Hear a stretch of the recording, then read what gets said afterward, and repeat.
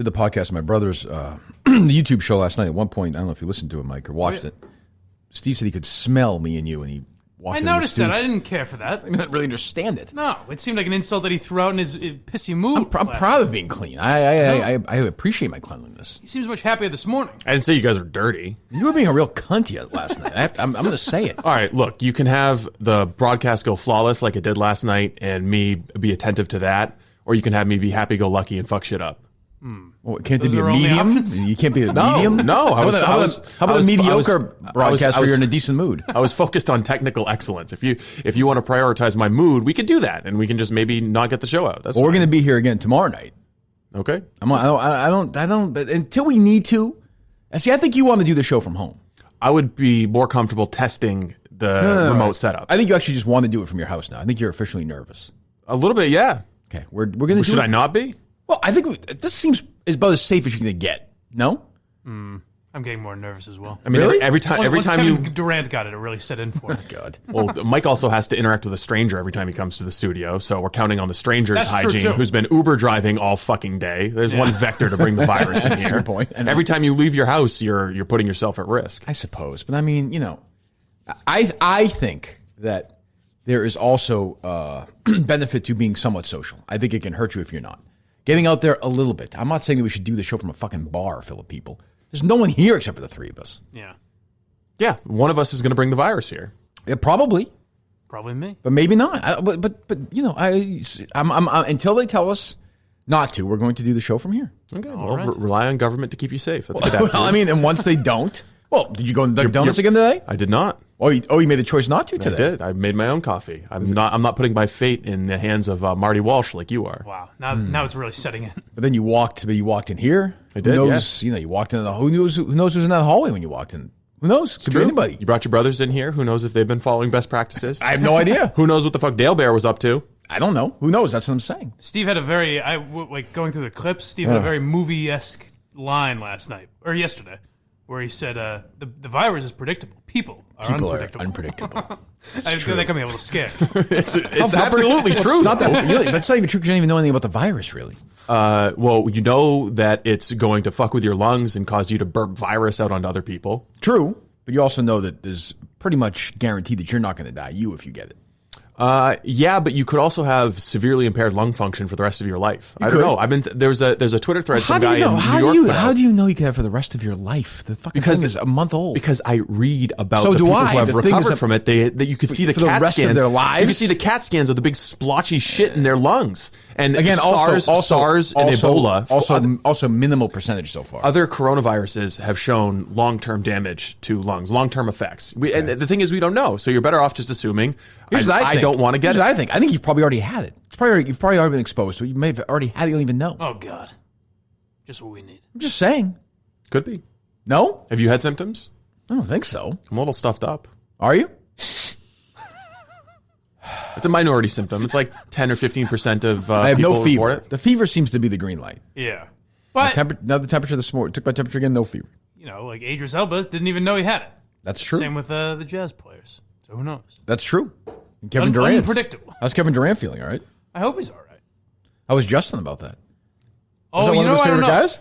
Kevin Durant was, I would say, at least in his top 50. If I remember. I thought he was one of the names on there. Yeah, no, he was top 10. Oh, was he really? I think so, yeah. Huh. Well, I'll have to get to the bottom of that.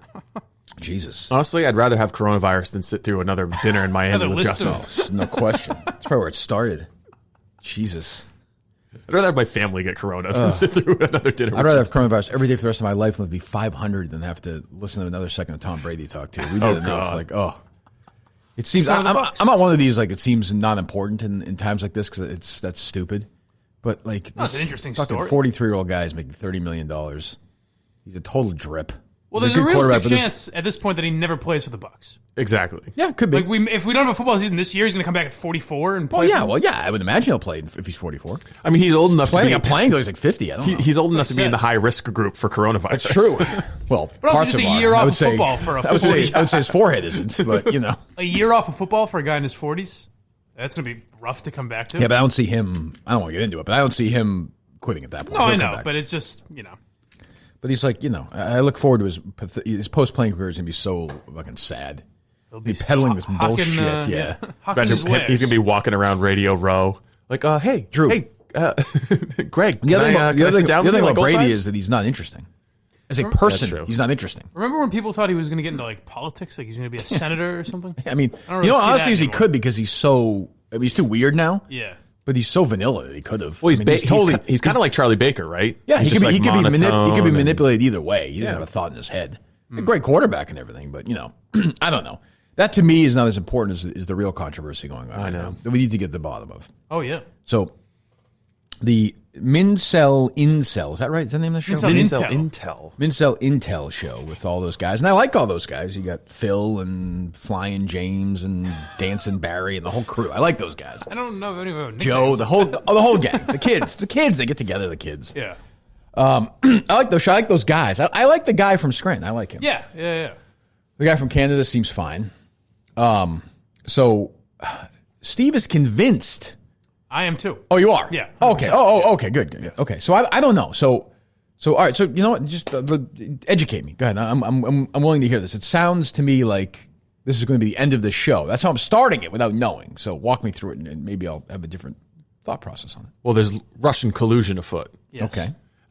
So maybe last week, I tweeted out a screen cap from the show account comparing Quantum Week and Mincel Intel. And they were both released about the same time. And Mincel Intel had about 100 more views. Or sorry, Quantum Week had 100 more views than Mincel Intel. I think that got under the skin of someone in the Mincel orbit.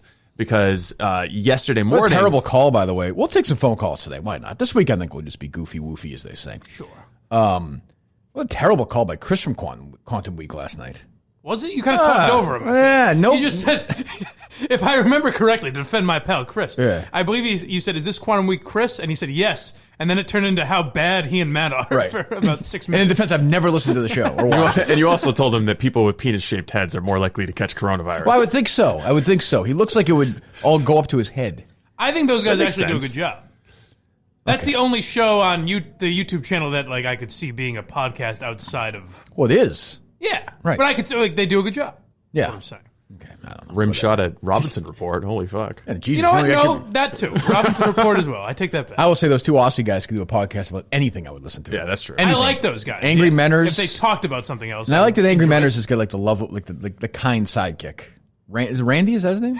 Yeah. Is it? Yeah, I don't know his name. He's kind of like, Barstool. What are you going to do, Manners? Yeah, I don't know. I don't know if I'd go that far. He's like the nice sort of, you need that. It's a good cop, bad cop. Yes, you need that. That was my favorite, is that he's like, don't you agree with this about Steve? And he's like, I mean, I guess so. He seems like a nice enough fella. He does hate, he also, he's a very nice guy who also hates Steve, though. It's very strange. No, he doesn't. No, he doesn't. He's totally Team Steve. Privately, he does. Go ahead. Oh, okay. Not true. So you put the two between Quantum Week and the Minturn Incel show, whatever it's called. Sure. So the two of them are against each other. The Incel show and I put them against each other. Quantum Week's ahead. Yes. So again, this is your fault. They were at the time. And then so yesterday there's an image in the Discord. Someone DM'd me a shot about how the Mincel Intel guys were bragging about how many views they got. Well, Steve, member on the show yesterday, said that there was 4,000 views, and I said that seems strange. It seemed odd.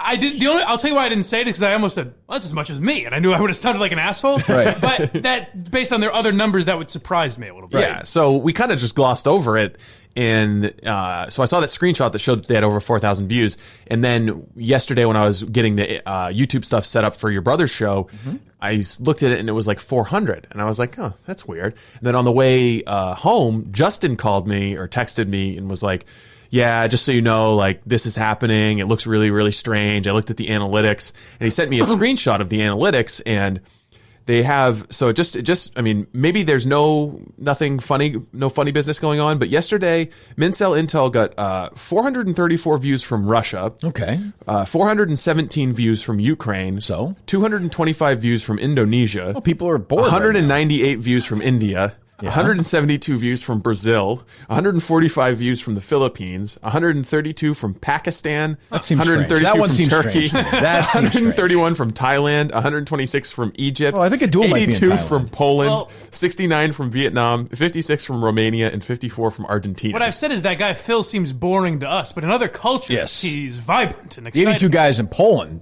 they all got together and changed a light bulb. There were 21 guys. There were 21 people in Morocco got together and watch the show. Well, I mean, again, I don't like the fact you're poo-pooing our impact worldwide, Steve. Oh, I mean, we're huge. We're huge in Bangladesh. There sounds to 23 me- people in Bangladesh watch the Sounds to me Mincel like Intel. when things clear up, we've got some road trips to be making as a show. We're doing some real, forget Spanning fucking the globe. Iowa. I've always wanted to go to Pakistan to do a live show. The problem was that there's this massive opportunity for the Kirk Minifan world to break into these new markets, Right. but they all collectively, all of those people, all of those foreign viewers collectively watched the Mincel Intel for an average of 30 seconds, which coincidentally is just long enough to count as a view for YouTube. They had, like, the whole episode wasn't great, but they had a great 30-second run right at the beginning. No, they had a great thumbnail of a woman. That's all they had. Was that what that was? They had a great thumbnail. Oh, is that what they did? So, okay. Is there a chance, I'm going to play, the lawyer, whatever. The guy like defending Murchison the other day. I'm just going to throw some stuff out there. Is there a chance that somebody was trying to fuck with them and did that so they could get caught, so they would look bad? So I would do this to them. I strongly doubt that. Well, I mean, we're talking about this world. I mean, it's not. Yeah. I'm not ready to dismiss anything yet. Yeah, I guess. I strongly doubt that someone was trying to fuck with them. Well, let me before we go, because people are saying, "Who gives a fuck?" right now in their cars, not in their cars, but wherever. Why does this matter?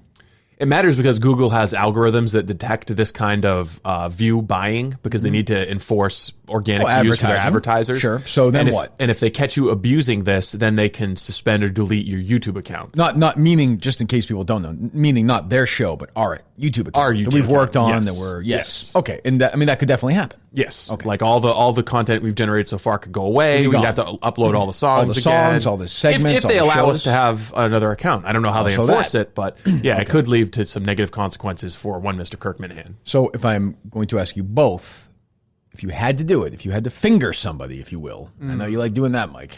Oh, yes.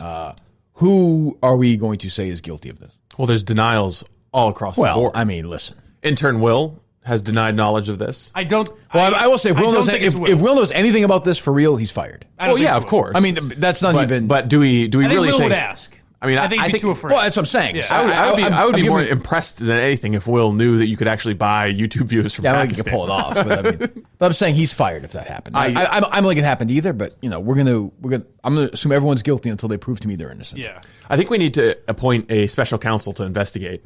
I would agree with that. I'm putting forward Steve from Providence. He came to me immediately, said that he would never buy foreign views for the Minifan OGs. He said that he would provide access to his bank account records for us to review. Why would that make him? Why would that make him why would give him the ability to prosecute something though? Because I don't think he's very bright. But he's taking the situation with the seriousness that that's needs different. to be taken. That's being vetted is different than. He may be protesting a little too much. He called me as well. I think me has nothing to do with it. I think that's Steve. What I'm saying. But he's provided He's got a good heart though. I don't think he would. No, I don't think so. I'm just saying he has set the level of transparency required but that doesn't mean. now. But that doesn't mean that that doesn't mean he shouldn't be. He's not prosecutorial. I think that he's set the level of transparency that we're going to require. That's a different from thing. the Mincel Intel people. Sure, now. that's different. They're going to have to provide us all with their bank records. Sure, 12 months. But Social Security numbers. Didn't exist 12 months ago though. It doesn't matter. We got to go back. You never know. You never know what. You never know how long they've been planning. So you think this guy from Scranton was planning on me going to Barstool and I was going to give him a show and he was going to buy? Very possible. He's a smart guy then. I mean, you asked me 48 hours ago, did I ever think that Minifans would be so hungry and thirsty for attention in this world that they would pay foreners to get fake YouTube videos? I would have said yes to that in a second. By the way, what a disaster this has turned out for me. Give these people keys to the kingdom. You've got women fighting with each other. You've got children. You've got Pistol Pete going after Kelly Martin. You've got these people buying. Now this is the worst one yet. By far, because we don't care that much about Kelly Martin. I would have said that one was worse. What? Pistol Pete. Well, this could bring down the account. Yeah, I think this is a little bit worse. No, we pretended to be upset. I mean, we felt Kelly bad Martin for Kelly no longer Martin. going to book guests for us, right? I mean, who cares, right? But I mean, that was obviously an asshole thing to do.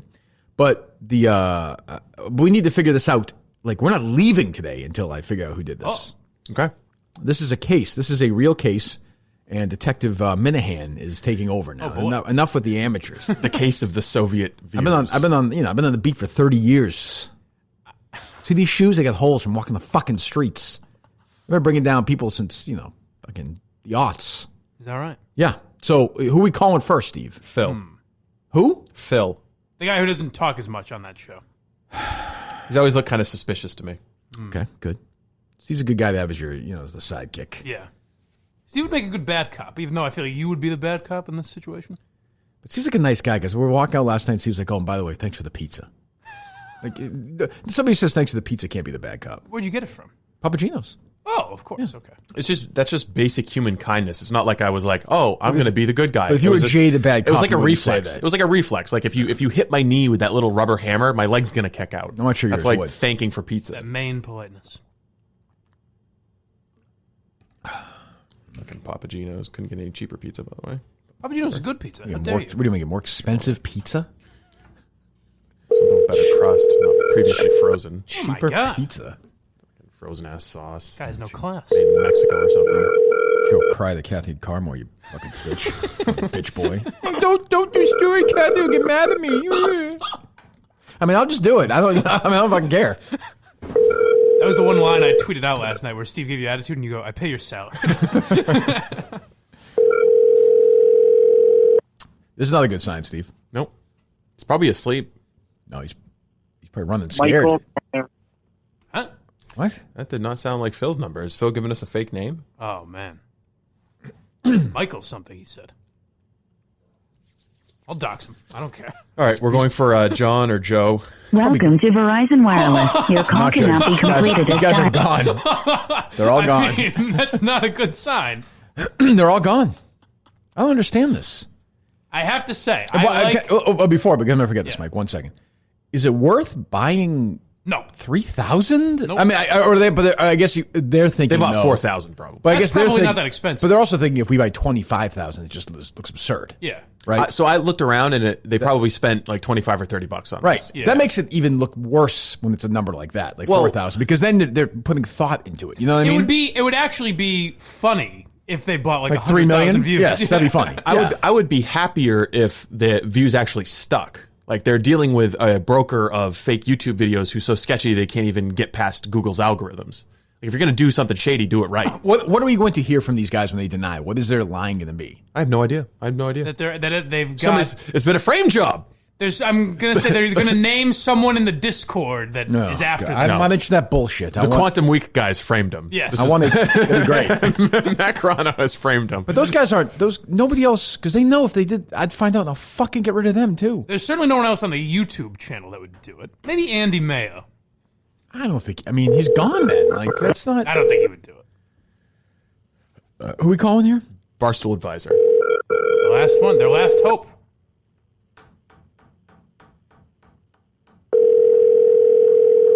Anybody ever up? What the fuck?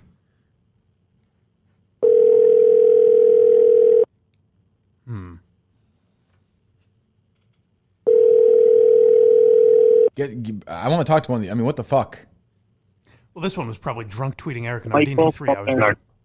They gave us the same number for 2 of them? That was the same guy. They must have given us a Google number or something.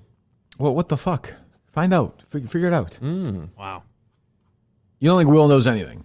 No, I do not. No. Yeah, About this, sir? Just in general? Yeah, I would. This could, the YouTube's a big, but we're trying to grow it. That's a big part of what we're doing. I'm giving these fucking people, nobody else would do this. Like, and they're going to fuck with us? While we're on the topic, the other thing that a lot of the shows are doing is putting in copyrighted music. And if you put in a music bed that we don't own the rights to, you can't monetize it. Yeah. And so the Mincel Intel guys are one of the offenders there. If you play more than 30 seconds of like another song, it's going to get picked up and rejected. Shitheads. What songs do they play? I have no idea. I haven't. I don't know who would listen to that show. Listen to it. I get it. Watch whatever the fuck. I watch it. Well, you said you don't know what songs they have. I've never heard them play a song. If I had to guess, than their opening. If I had to guess, I'd say that absent a Steve from Providence style scanning of bank records, we're not going to get to the bottom of this. Wow. Well, that's not acceptable. We need to speak to somebody pronto. Well, obviously, who's the key list of suspects? It's everybody in the Mincel Intel show. Those 3. Yes. Is it 3 guys in that show? The guy from Scranton, the Canadian guy, and who's the other one? Phil. Oh, I forgot that he was Canadian. He's immediately at the top. Of course. Of the suspect list. Naturally, Steve. Those 3. Who else could there possibly be? I think Barstool Advisor is the lead suspect at this moment. Who's that? BA, the fatter one. See, my theory... The guy who's always fat and drunk. Who's the one that went on with... Who's the one who fought with Matt from Providence? John. Yeah. He seems like a nice guy. He's a nice guy, but I got to say, I don't mean to profile. Oh, no, we're here. I'm open to it. But we've kind of been reduced to that here. I think he seems like that type of a guy. Oh. That would care a lot about views. He does seem invested in the Well, show. what changes? I would ask, did you call him?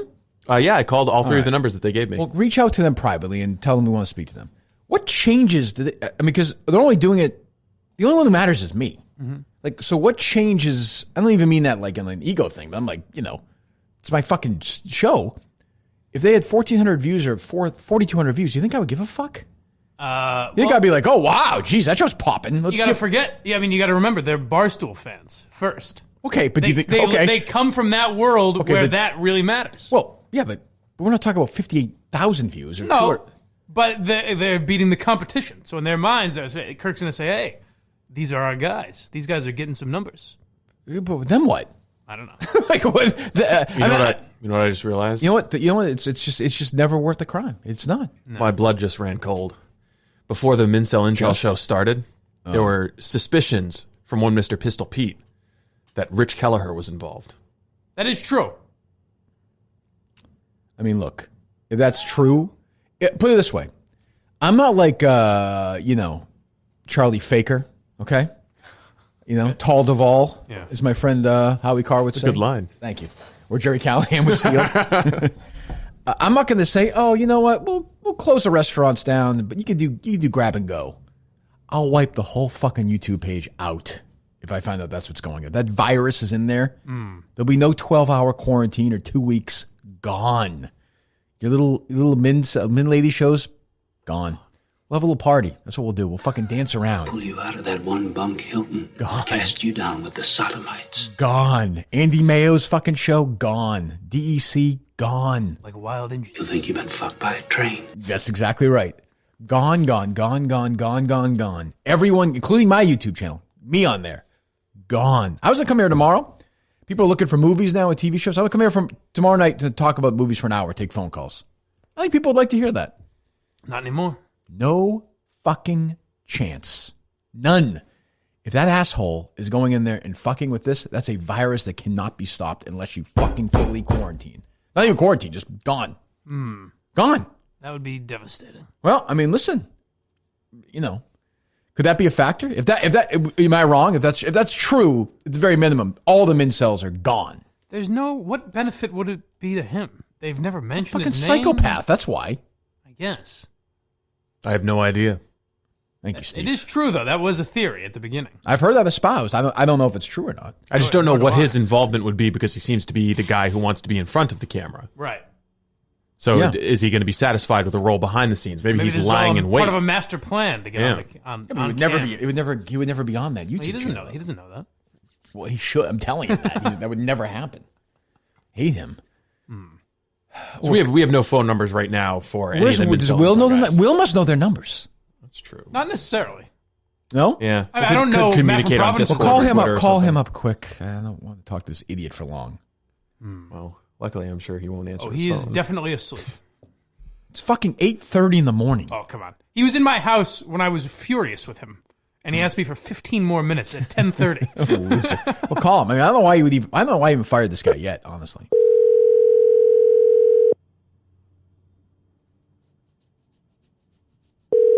Somebody else, like you get to bounce off the life. You get to do your videos and go to Iowa and be a little star and have your shows. When we fucking need you, you're fucking nowhere to be found. Snoozing. Yeah, just sleeping like a fat piece of shit.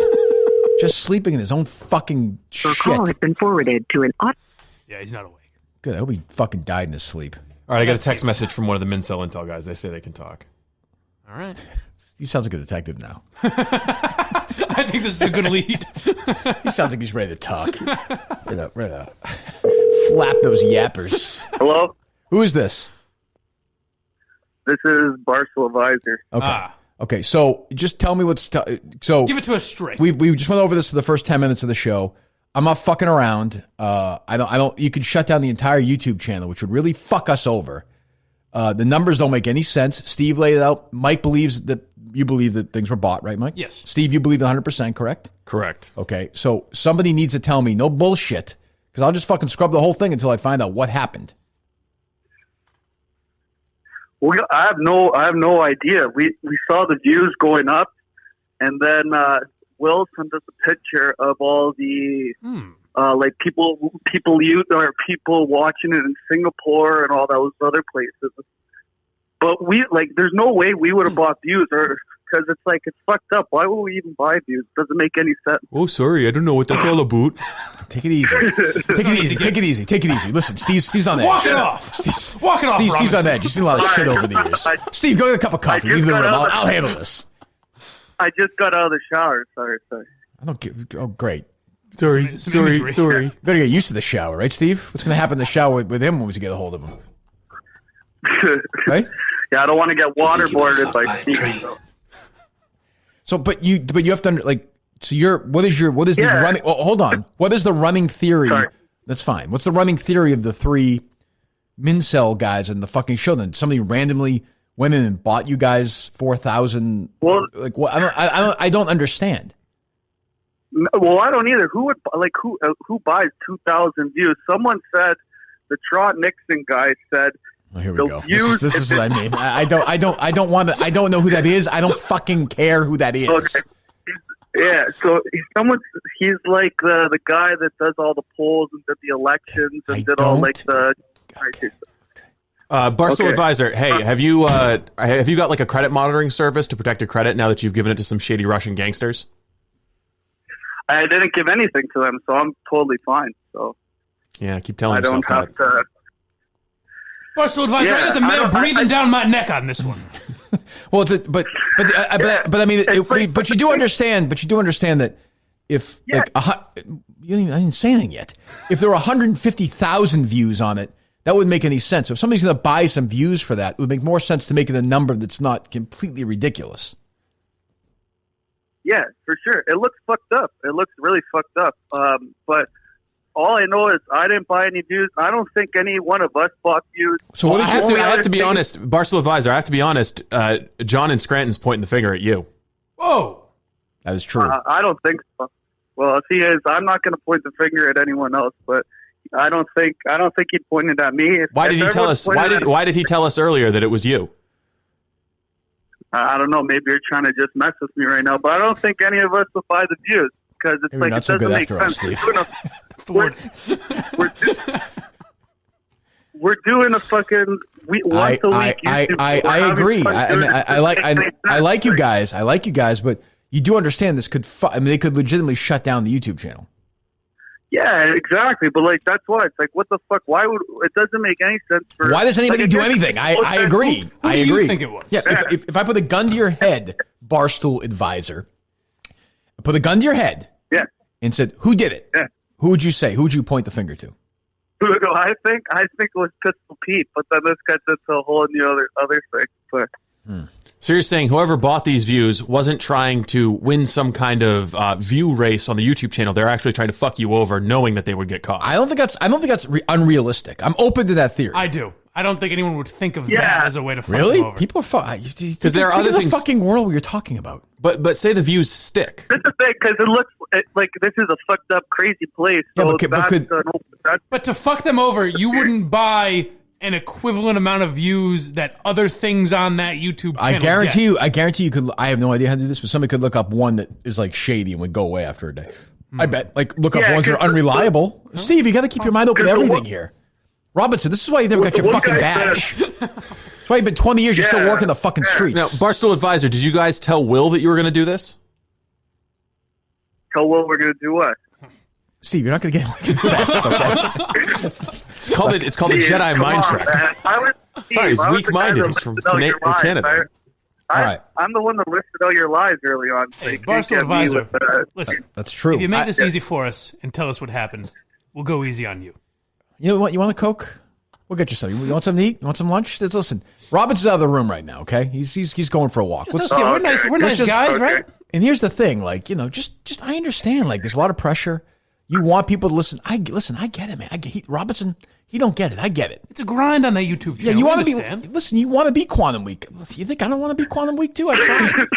So if you just make it easy for us right now. Here's a piece of paper. Tell us what happened. Just sign it. Tell us you did it, and we'll move on. No hard feelings. And we'll get a good deal for you. I don't think No, no one did it over here, from my understanding. No one did it in Canada, at least. Hey, you want to make it out for WrestleMania, kid? You'll confess right now. This guy just knows he's never getting extradited. That's true. He's like Roman Polanski. Yeah. Well, DC's more like Roman Polanski, but you know what I mean. This one's more of a Brendan Dassey type. Yes, he is. He's a dumber Brendan Dassey. He's got fucking poutine smeared all over his face.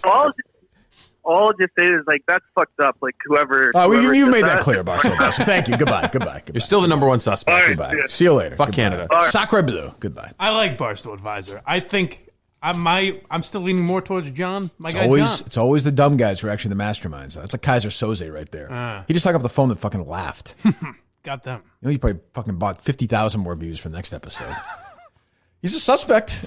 Certainly. I mean, I don't feel any more or less about his innocence after talking to him. No. I feel more or less about anything after talking to him. tough Other to than my own greatness, which is always confirmed when I talk to anybody else who's trying to do this for a fucking living. One of the problems is that they gave him basically 24 hours to scheme on their defense. Because they knew as soon as Justin started raising alarm. The same thing as letting people go to a concert together and spread the fucking virus. Yeah. This is on you It's in a lot of exactly the ways, same. Steve. How is this on Should me? have quarantined them right away, right when you saw it. You called me about this yesterday afternoon. Yeah, of course. What am I going to do? Should have gone on the attack right then. Called these guys. What the fuck? Off of the show? Yes. Maybe we should have come back in for an emergency Russia Collusion podcast episode. I mean, I don't understand. If they were going to shut it down, the YouTube channel would have already been shut down or no? Probably yes. Yeah, But the other thing here is if you look at that. But that doesn't matter. That's like, that to me is doesn't matter. On the back end of the YouTube channel, they're saying because of staff reductions at Google, there are some changes to their video monitoring stuff. Oh, so coronavirus helped these guys out. Maybe, possibly. I think more stuff is being forced over onto algorithms that maybe haven't been tested. I don't know. Amazing when you hear somebody as vacant as that guy. He's a fan of mine. Yeah. I mean, I understand why you'd be a fan of Barstool. Why is that amazing? Well, because I'm a compelling person. I know, but you're filling a void in his life. Just because he's vacant doesn't mean that he can't be interested in You should be compelling listening content. to watching the other Barstool stuff. Why do you say that? The dumb stuff. I don't What, for know. example? I mean, he could be. Well, part of my take. What's his face on today? probably See, a I haven't Spit and listened to it Chicklets yet. guy. I'm gonna listen to it on the way back. They had on the doctor, Pachi, the little guy. Oh, Fauci. really? Yeah, they had him on today. That's cool. Yeah, Kelly Martin getting it done. Yeah. For some people. Well, that's fine. I don't care. Now, in the interest of an open investigation here, I don't think it's my guy. But Ooh, Justin is not known for noticing things. And he That's was true. the first one to notice this. oh. Well, I mean, I don't. Seems a want- little I don't. su- want- I'd rather little not. I'd rather suspicious, no? put it this way. I'd rather not talk to him and we don't have to talk to not him. crack the Oh, we case. don't have to talk. and I'm actually just have to talk saying. to him and crack the case. Oh, no. Sir, we certainly shouldn't talk to him. So I mean, something to think are you? about. I'm not suspicious of Justin whatsoever. Nor am I. I'm just saying he's not one to See, generally notice. See, things. I am suspicious a little bit of Will, because Will's got a little bit of that clout chasing. He likes to be in the mix. Yeah, and he's the one that told them about. He was sending screenshots. Well, saying, Detective Robinson, you can't turn your back on any potential suspect. I can't. That's But what I from mean. my interview with Will yesterday and my knowledge of his general ineptitude when it comes to many things leads me to believe that he On this episode of Robinson, The perfect crime. this episode of Robinson, the hard 20 years and now his young apprentice. Could he be a suspect? Robinson won't believe it. he might 9 o'clock. he might Reel have him in had for one last investigation. he might have had the inclination, but I doubt he has the capacity to execute something like this. Goes to an Ivy League school. Yeah, but there's also I mean, he's a pack-a-day smoker. Do you think he's going to drop $25 on fake YouTube videos? Yes, That's 5 but- no. packs of cigarettes. That's what I mean. You should be looking at why everybody's guilty, not why they're innocent. Right. You're just immediately getting rid of suspects. I would even look at the other intern. Maybe I could be the lead suspect. Who's the Oh, other? Nick. Derek. Derek. Yes, Nick. Yeah. Why not? He is, He's got a bit of an eye for it. and he's the most unknown. We don't know a lot Yes, about that's him. what I'm saying. I'm not saying that he could be completely innocent. You kind of have to admire the guy who's looking at a global recession like we've never seen before and has a spare $25 to Sure. drop on fake YouTube videos. I mean, look, I'd rather go to Miltons.com right now and get something for $25. But hey, listen, and go to Miltons.com right now, Miltons.com, and help us out, help them out, help the show. We love the guys at Miltons. They've been with us since the start. They'll be with us till the end, which could be in a week. Who the hell knows? not in this too world? far off. Well, who knows? But go to Miltons.com right now. Get your clothes. I was wearing a comfortable Milton shirt last night during the Minahan Brothers, the Orphan Hour. I was at Milton's yesterday. You were Got getting some socks yesterday? Yes. I was going to retweet it, but you had the word comfy in it. So I decided, no, I can't retweet the word comfy. And I just can't. At what cost Philosophically do I opposed to retweet it. this? Yeah, I just can't do it. Were they comfy though? They're very comfy. You wearing them now? I'm wearing them right now. Very nice. Comfy, like cozy. I'm walking on little pillows. Happy socks mean happy feet. Happy feet means a happy you, right, Steve? Exactly. There you go. Miltons.com. Go there right now. Miltons.com. Go to the stores. They're still open. Limited hours right now, but they're open in Chestnut Hill Square if you're in the area, and South Shore Plaza in Braintree. Is South Shore Plaza Braintree one open? Yeah. I haven't seen anything about closures. I know Dana, they tweeted a statement from Dana that we retweeted about reduced store hours. Right. I haven't seen anything about them either from closures. Well, either way, you can go online. Very simple. Miltons.com. I saw some people do it yesterday. Do it today. They could use the help right now. If you've got the money to do it and you're looking for some clothes, go to Miltons.com and let us know about that. Do that today. Well, I mean, we've made no progress. No. None. And we don't know how to get a hold from John from Scranton. I mean, He's obviously my lead that show is suspended until we figure out what's going on. I mean, So is there You just said something interesting there. what's that? Obviously. Ooh. There are certain people that have just left the world very angry at the YouTube channel. But I don't think he's got any beef with the Not obviously, no, but no. his spouse perhaps. with the incels though.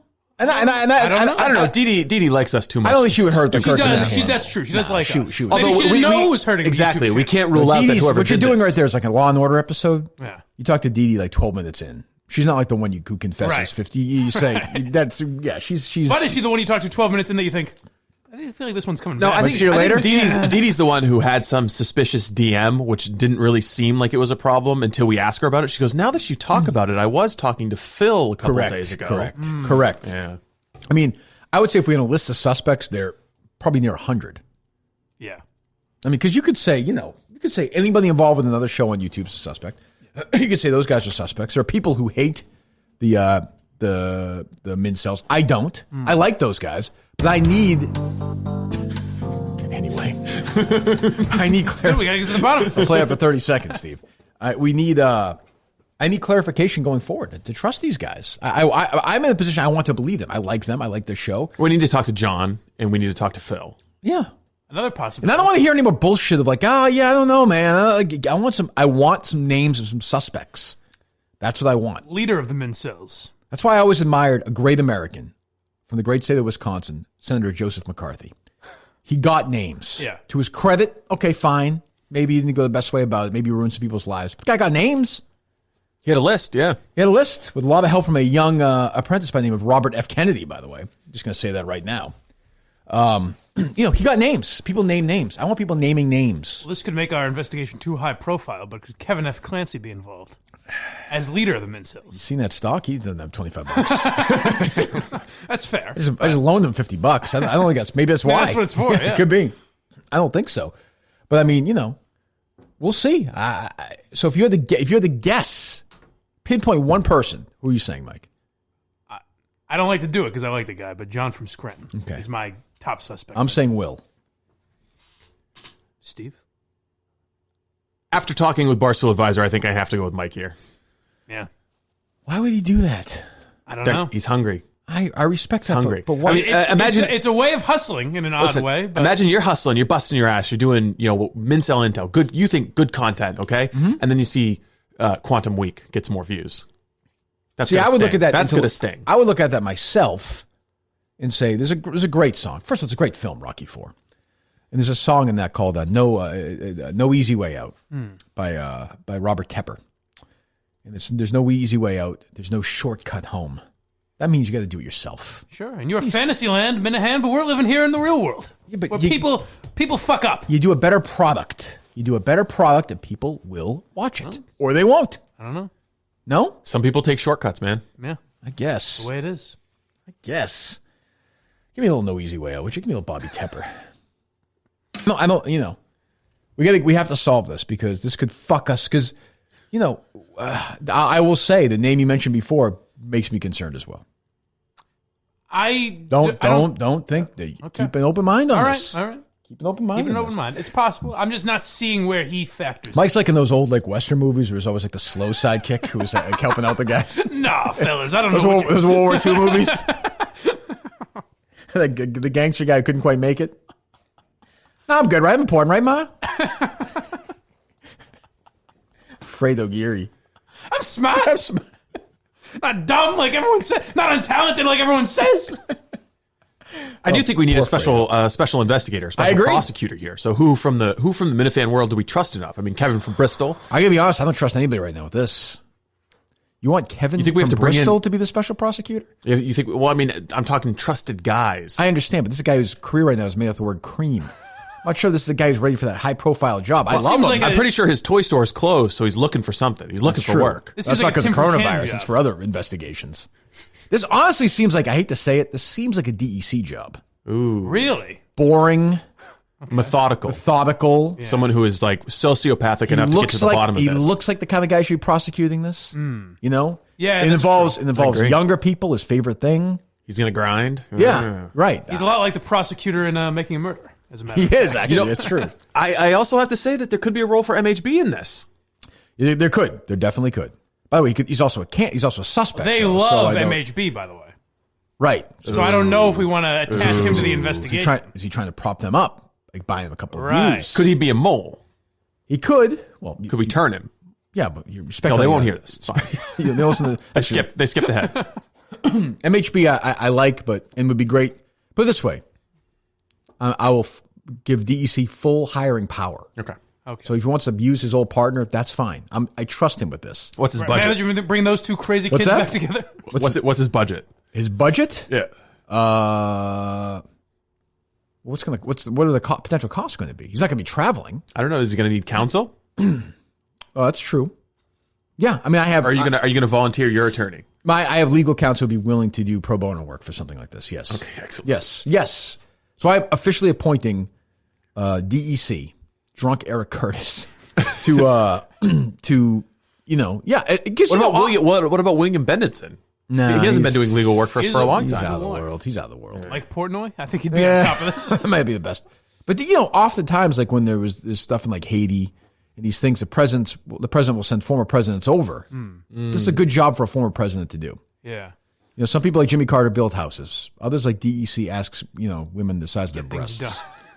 This might be a chance for him to kind of get some credibility back. DC and MHB getting back together is also a classic Yes. buddy cop movie. That's They true. have a nice Avily or You have the one Exactly. steady hand, Right. and then One the wild man. card. Yeah. Right. That seems like a good hire, no? Yeah, I like that. I think. I support that. Yeah. Okay, so we're going to hand it over to him.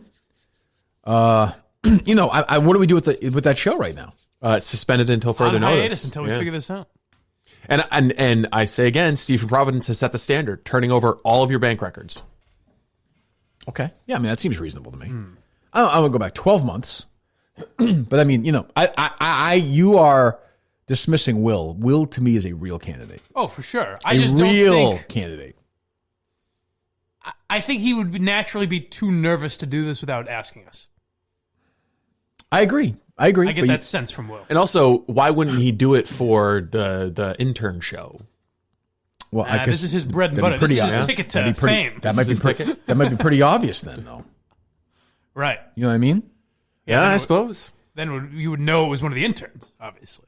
This That's way, what I say. If they do the creates- intern show, Yeah. then you're talking about the intern show is 4,000. I mean, that's just it's not credible. doesn't make any It's just sense. fucking Oh, I mean, awful. is it any more credible for Mincel Intel to get I never- 4,000? I People never- at least watch I've that. never watched it, so I don't know how bad it is. I've watched the intern show. I know how bad it is. Yeah. I'll put it this way: Kirk Minahan and the Minahan brothers right now are sitting at almost 4,000 views. Well, I'm going to buy some more.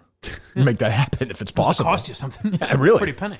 I'm not ready to say I'm going to suspend their show yet, but they need to come up. They need to step up to the plate. If they want to, See what I'm saying? there They've needs to got be the rest of the be week. some kind of like we have Oh, corpus the delicti. restitution, as Tony Soprano would say. What's that? We have corpus delicti. We've got the dead body. We've got the views Right, from the Russia. corpus delicti, Mike. We know a crime was committed. Yes, right. We're working backwards now. Yes, So what we need to know is one of these guys need to step up and tell us what's going on. exactly. And if they're not guilty, they're not guilty. That's fine. I operate under the assumption that they're not guilty. But you also got to prove to me that you're not guilty. It wasn't no one. we have It evidence just of a happened. crime. It wasn't OJ. No, well, I don't know that either. But yes, we'll find out. Fine. So okay.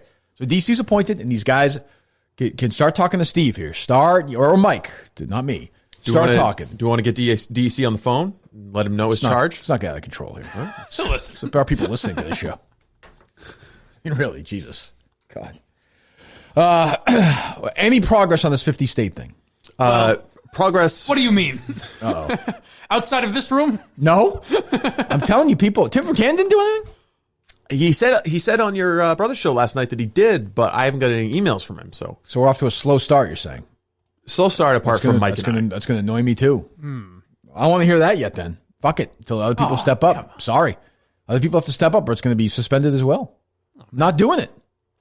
Just not going to do it until I hear from outside. Are you fucking kidding me? I think we got some good prank calls that might inspire them. Nope. It's possible. Get to work. No, I'm going to take that away from you guys. Sorry. All right. Sorry. Not going to happen. No, we need people to step up. That's fucking ridiculous. Absolutely ridiculous. I tried getting the Hall of Famers together so we could bombard one particular show, but there wasn't a lot of feedback. I'm telling you, I think people are struggling right. This idea that people are at home all day, I told you this. People are, if you got families and shit, not a lot of time to do stuff. Seems like it. You know, I mean, you're in a good spot. A, it's your job, and then B, you have no kids, right? If you have kids, I'm telling you, I think people are listening, but I think it's hard to listen to even 2 hours a day. I guess so. You know? So this is like a real question I thought of. Will there be a point, if this lasts months, where you'll stop doing 5 days a week, you think? I don't think so. Because I was thinking, it's funny you said, I was thinking about it this morning in the shower, as a matter of fact. Just getting all fucking lathered up, all over, head to toe, working the fucking everything. And I thought, even if the core base of it is, say, whatever number, X, 26,000 people listen every single day and want it, then it's worth it for them. Yeah. You know what I mean? To keep that, even if it's fucking 9,000. If it keeps them happy every single day, I think that's worth it. Right. Myself. I mean, it's like, I guess I meant more like, are we going to get to a point where there's literally nothing to talk about if no one's... The show is the only show ever. The show's built that it's not even... I think what we just did for the first 45 minutes of the show. Yeah. It doesn't matter. Literally doesn't matter. The world could end outside of this world, and it wouldn't still matter. Be talking. I will say, though, we've never seen a greater test of Kirk Minahan's talent. And right now, you're literally trying to entertain the world through coronavirus. I'm doing the best I can. Do you want to... I've got some the late night guys, Jimmy Kimmel and Colbert, doing a little bit of their attempts to entertain the world through a pandemic. Give me one. I'll take one prank phone call. Mike, pick the one that you're most proud of. The Delaware guy had a better reaction. You know what? I'm going to go with the Philadelphia one. I was say, if you play the Philly one, if you play the Delaware one, you're going to play my Delaware. Yeah, no, I'll go with the Philadelphia. We'll start in the great state of Pennsylvania. See if we can knock one off here. How we're looking. Dave is in New York. Dave, you're first up on Talk Radio 1210. How are you? Hold on. Is that Alex? Alex who? Alex Costas? No, it does sound like him a little bit. Rich Zio. I don't know, some Philly guy. What station is this? 1210 Talk Radio in Philadelphia. What was up Lou Maloney's ass? Jesus. Not even a clue. God. I can explain that first, or we'll get to it in a second. I will say, I said on the YouTube show, at least he fights back. I'll give him that. Yeah, it was weird though. He gets oddly sensitive though. But it was, I don't know, it was strange. But he was a little playful. But I also think he's playing around. Well, I think, don't you? Well, I mean, you can imagine. Well, I'll tell you, he needs to create some something to talk about too, right? Well, no, they're fine for the next couple of days, but I mean, so I tried even calling. Can you imagine talking about Tom Brady even today? Who gives a fuck? Go ahead. I tried calling into EI after he tweeted that, right?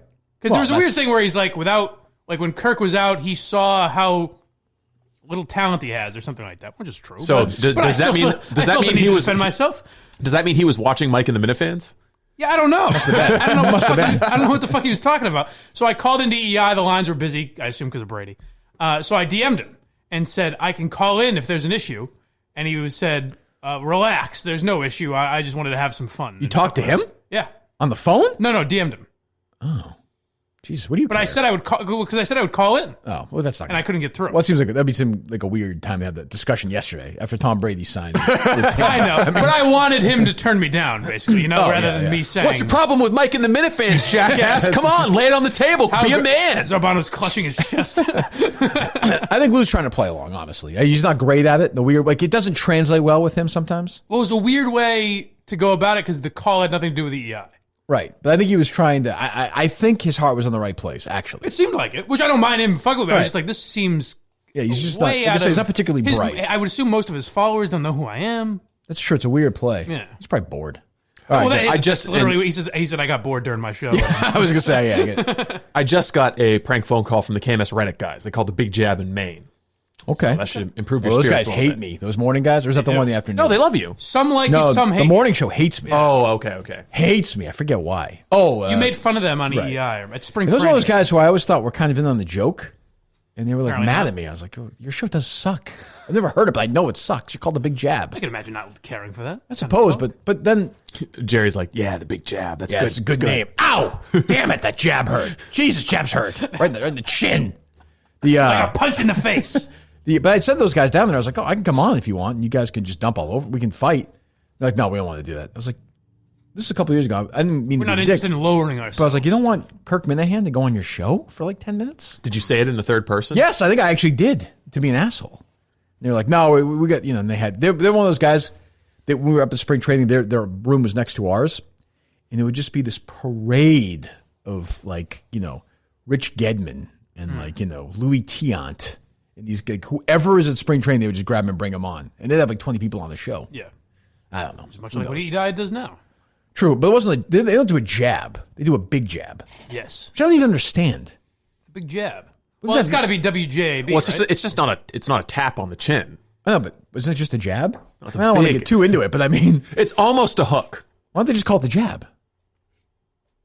Why? I mean, I don't really understand. So it's like that's a jab, right? Maybe it was just the jab, and then they upgraded their tower and they went to big jab. Could be, I suppose. Is it WJAB? Is that why it's the jab? I think it is, isn't it? Yeah, I think so. I don't know. They must have been so excited when those were the letters. Yeah. Oh, they love when it can spell, when you can almost make it spell something. It's so dumb. What a dumb business. What was, trying to, like when TKK is what? That was the talk one? Probably. Right? Mix is very, like WMXX would be mix or something. Yeah, how does that work? Can they, you can pick. You can submit. You can apply for certain call numbers. Like there's a cluster of stations in Maine for sale right now around Lewiston and Auburn, and it's WLAB. Oh, so Lewiston and Auburn. Yeah. Does anybody need that at this point in their lives anymore? Oh, when those guys get in the lab, look out! Mm-hmm. What are we mixing today? Yeah, I like that. It's probably bong sounds. I don't know if it's that. It's like oldies stations. Is it really? Yeah. Okay, so we got Pennsylvania. Yes. How we're looking. Dave is in New York. Dave, you're first up on Talk Radio 1210. How are you? It's a strange call. Rich, my good man, hope all is well. Thank you, sir. So I wanted your thoughts on a study I saw from the Puccinian Society.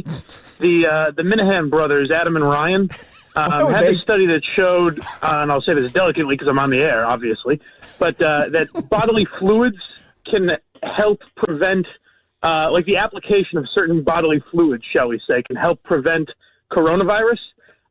They say the deadline to figure this out, they're setting it May 22nd. I don't want to get ahead of my skis here, but I think that's a very good possibility. The Robinson Report confirmed this as well. Hold on. I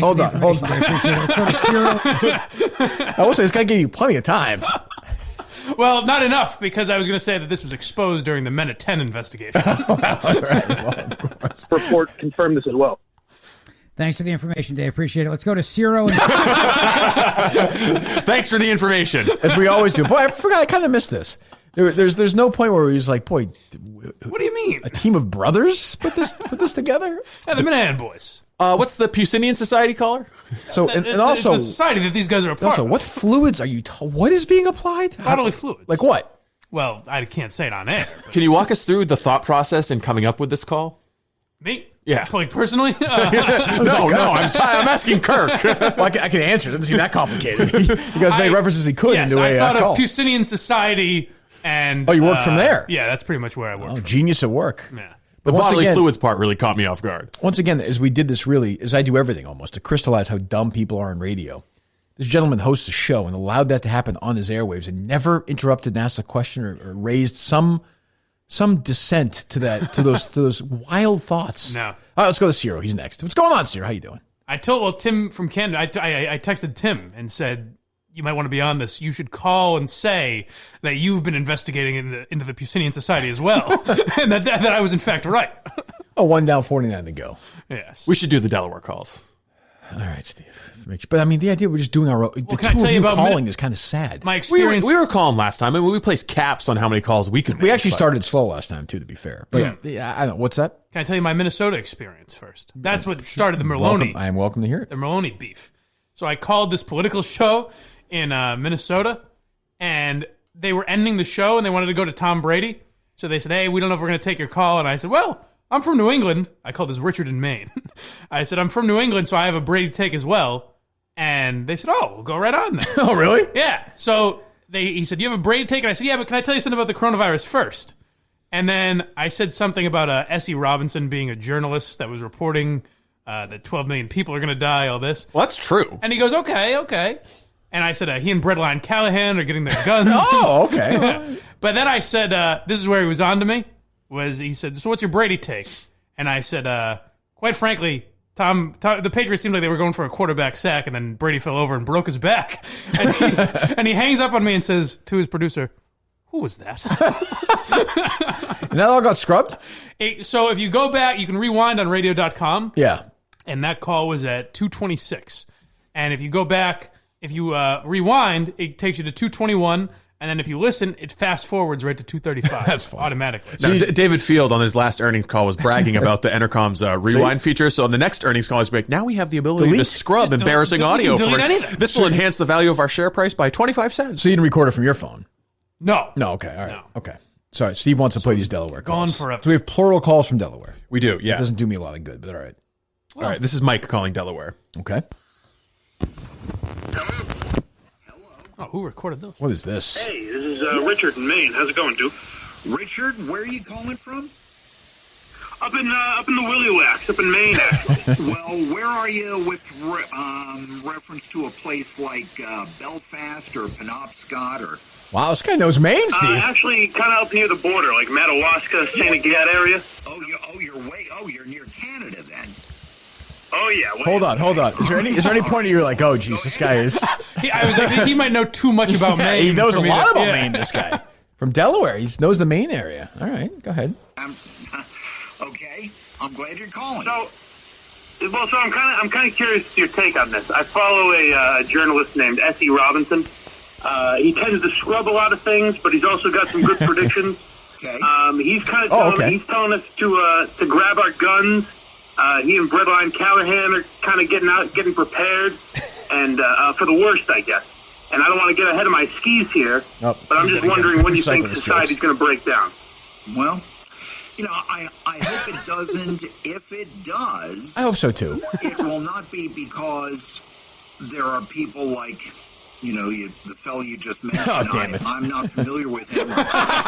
You're not? It's going to be... Yeah, they're very similar, actually. S.E. and Alex Jones are kind of similar type of guys. All right.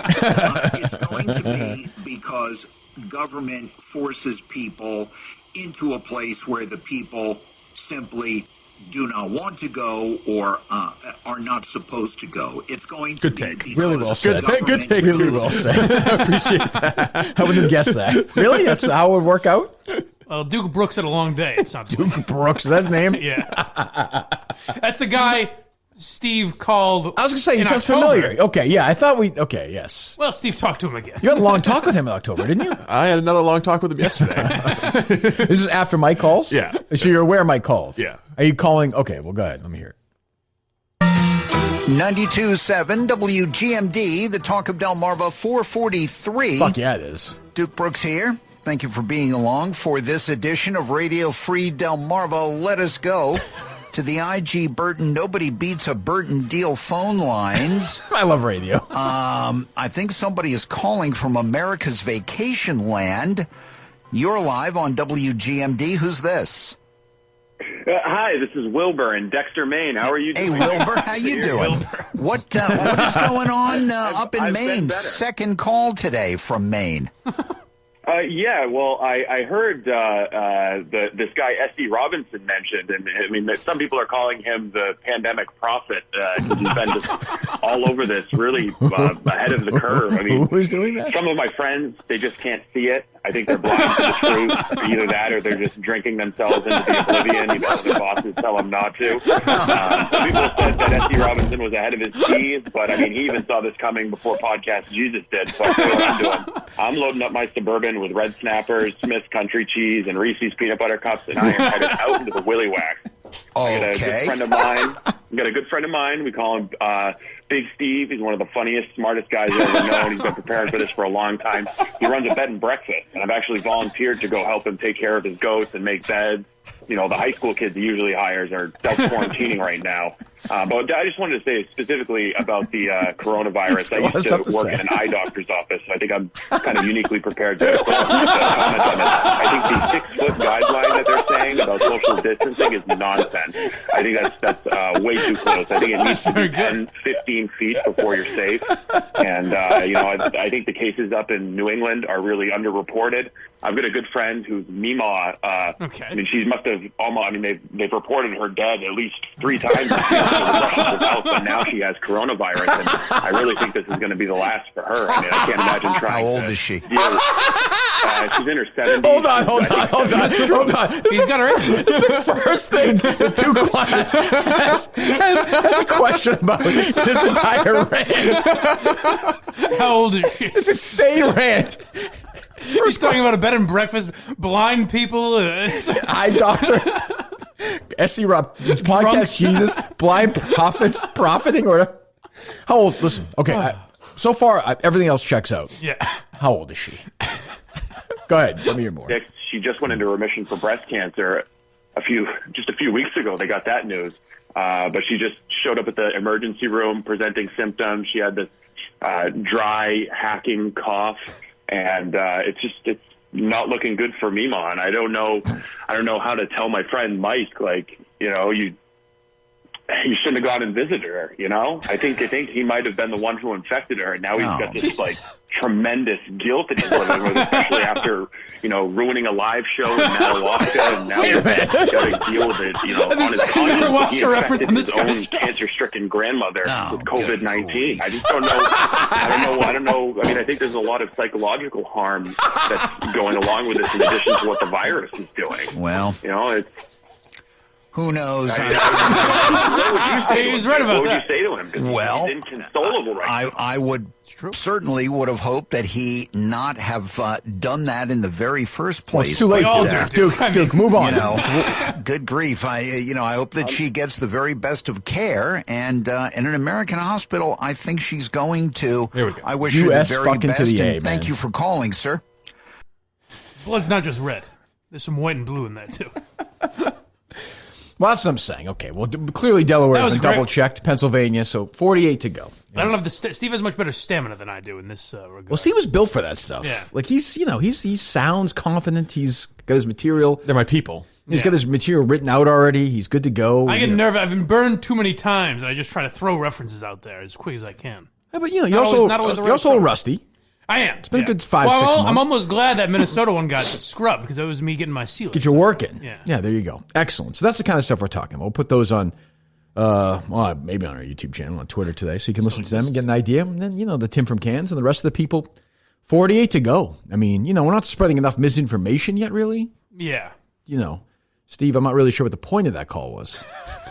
Like, what was the actual? If it was entertainment? No, but I'm saying, like, if I said to that caller, if you were an actual caller, like, what's the main point of your call? What were we trying to get across? Oh, well, my expertise as someone who ran a optometry clinic is you should be staying at least 15 feet away from other people. How would optometry lead to knowing about the coronavirus? Because it makes you an expert on everything. Yeah. Oh, I got you. Okay, I understand. Well, I suppose that makes sense. All right. You know what? Let's take a few calls. All right, I'm in the mood. Tweet it out. Tweet out the number, and we'll do it for 10 or 15 minutes. See if people are any better today. I thought the calls were pretty good last night. Yeah, they were. Yeah, no, we had very smoothly. We had Justin screening them, so that worked out. Great. I don't like anybody whose fucking Twitter handles the year they were born. Intern Justin, whatever it is. Is it 96? Yeah. How about their area code? Do you like that? No, I don't like that either. Their size. Remember first they were like, you should put WEI on. And I was like, well, why? I never understood that. I know it was a mandate, like, when I was an intern, Feidelberg had to change his to, like, to have Barstool in it. That was a big thing. Like, everyone had to have Barstool or Stool in there. This isn't, it's not that now, is it? It's Fights Barstool, I think. Oh, is it still? Yeah.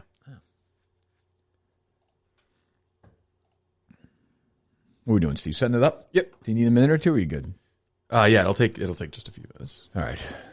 Let me see what else. Let's see what's changed in the last hour since we started the show. I always suspect something fucking insane has gone on. We got anything? I know the president was tweeting this morning that everything's going to be A-okay. Well, he is going all in this Chinese virus name, too. Chinese virus. He's not. Oh, yeah. You got some people. Although I was watching the press conference yesterday, and some reporter asked about that, and you're like, is this really a concern of yours at this point? Well, that's what Steve was saying yesterday. He's right. I didn't disagree with him. I'm like, you really asking him about that yesterday during the press conference? You could tell Trump was like, I don't know. He's like, I think it came from there. Yeah. He's like, I'll tell you, it's horrible. Horrible. So they're going after our military. He's dumping all over these people. He's like, the press has been pretty good in this, though. Like, when he starts ramping, that's what I'm sure. The press has been, I think, by and large, pretty fair. It's been terrific. We've done a great job. We saved a lot of lives. He's like, the flu 100 years ago, that was a bad flu. Bad flu. This could be like the year that never happened. If they push back, they can't push back the election, right? I know. I don't think. Well, but I mean, they push back everything else. Well, there's some primaries now, so I can't imagine. They had 2 yesterday. Yeah. I mean, the primaries, the Democratic race is now over, right? It's just going to be Biden, right? Yeah, I mean, it was over before yesterday. Well, I know. I mean, we knew how Florida was going to Bernie going to drop out or no? You are now in the host room and can manage your callers from. You hear that? We're now in the host room. Very exciting. Well, tweet it out. Tweet out the number. We'll take calls for 10 minutes or so, and then we'll do some other stuff. A couple other stories I want to get to. I'm imagining in a week, this is going to be like when Kramer had the Merv Griffin set. Yeah, that's probably right. I have some cold cuts. They're going bad. Well, I do wonder what these other shows are going to talk about. I can't even imagine. That's why I'm not going to say I expected it, but Barstool should be promoting your show. Oh, come on. Because I know, but it's like, that's the one thing that's kind of self-sustaining. Yeah, you always have something to talk about. Yeah, I don't know what the other maybe they're doing a good job. I have no idea. I haven't listened to a lot of stuff. Maybe I should. But I listened to a little bit of Barstool Radio. A lot of when Dave's on, it's a lot of stock stuff. Yeah, which is okay. Yeah, I mean, it's something anyway, right? Yeah. Wait, what did Penn National close out yesterday? 7 or something? I think it was like 6 this morning for after hours. Was that true? Yeah, my God. Yeah. Jesus Christ! What's Entercom at? Do we know? It was like $2. There's not much lower it can go. Right? I think it was like $2. It's exactly $2 right now. Yeah. Jesus, what's going on, Steve? We're waiting, letting the calls build up. Oh, did you tweet it out? Yeah, we got one right now if you want to take it. Nah. People want I'll retweet it. Entercom's one that I don't think is going to really bounce back, though. I know. I would say I wouldn't invest too heavily. I would say that's probably not going to. That's probably not going to happen. Yeah, they got down to like $1.62 yesterday. Did they really? Yeah. Jesus. Doing some averaging down, buying Penn. Let's see. Uber. Yeah, their low point was $1.64. Holy shit. Is that right? I mean, at what point is it just you fucking close the doors? I don't know. I'm just absolutely legitimate. I don't know. I think that there are going to be so many extreme measures taken at the federal level to keep companies afloat. Because I mean, we make fun of Entercom, but basically every company is going to be in the same way. It's really unprecedented economic harm. How do you guys feel about bullying these corporations into paying part-time employees?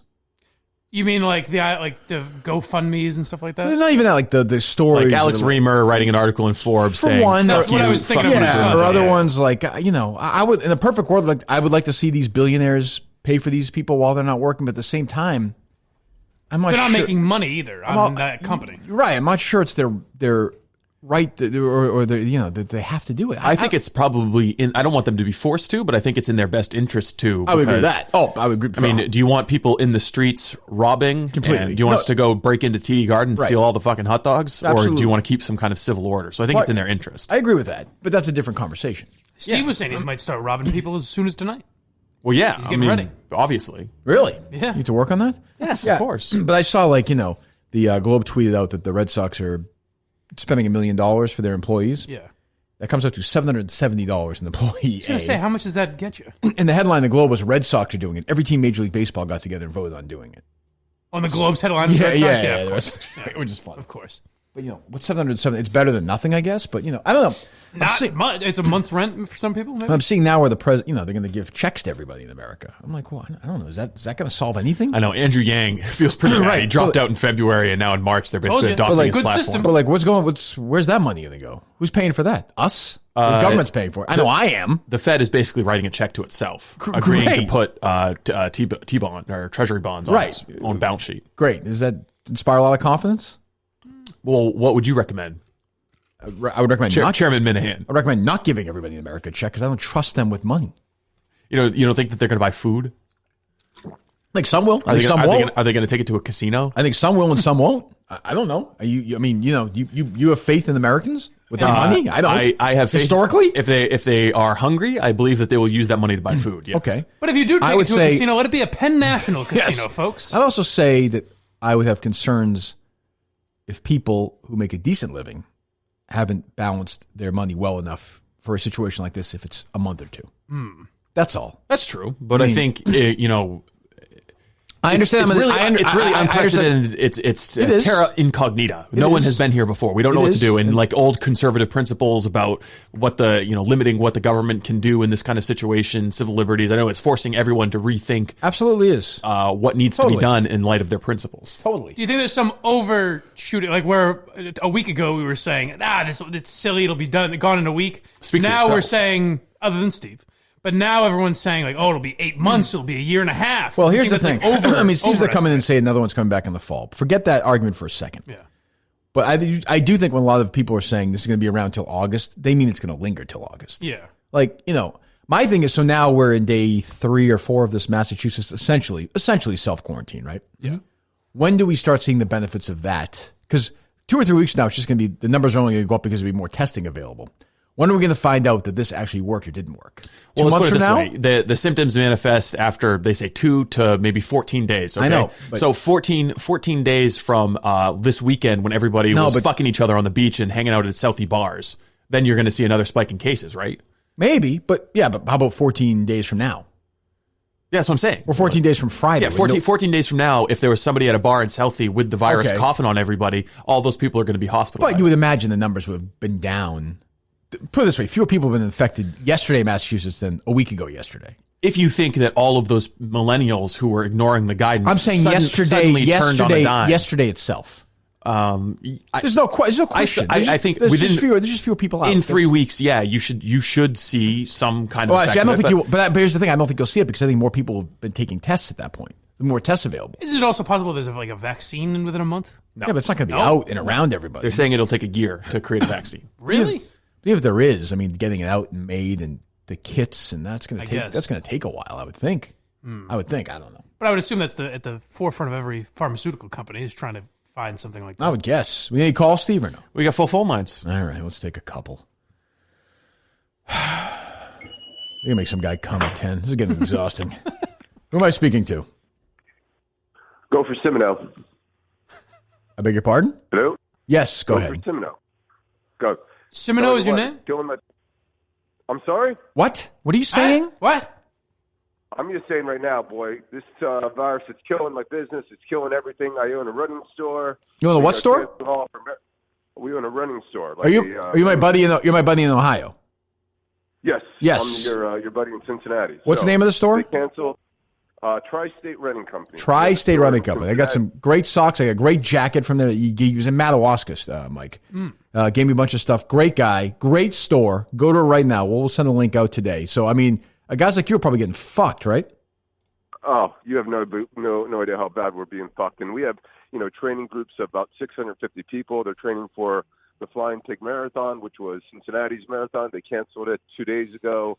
So it's just, people are afraid to, even like we had, people are going up for runs and you would not believe people looking at us like we had 4 or 5 people running and, where's your social distancing when you're running? And it's just been, it's crazy. So I don't, I don't know. I got, we got bills to pay. We got people on our payroll and I'm really not sure what $1,000 is going to do for me anyway. Right? That's not the answer. Right. All right. Well, good luck with everything. We'll hang. I'm going to buy some stuff from your place today. I'm getting on it right now. Okay.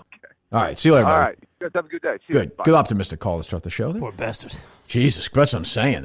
You look at if you drive, like I was driving to work today, just looking at different companies, and I'm like, this place is fucked right now. This place is fucked. I was driving by car dealerships. Who the fuck is going to go buy a car right now? In an average week pre-corona in Connecticut, they would have 3,000 to 3,500 unemployment claims, and this week they've seen 30,000. Right.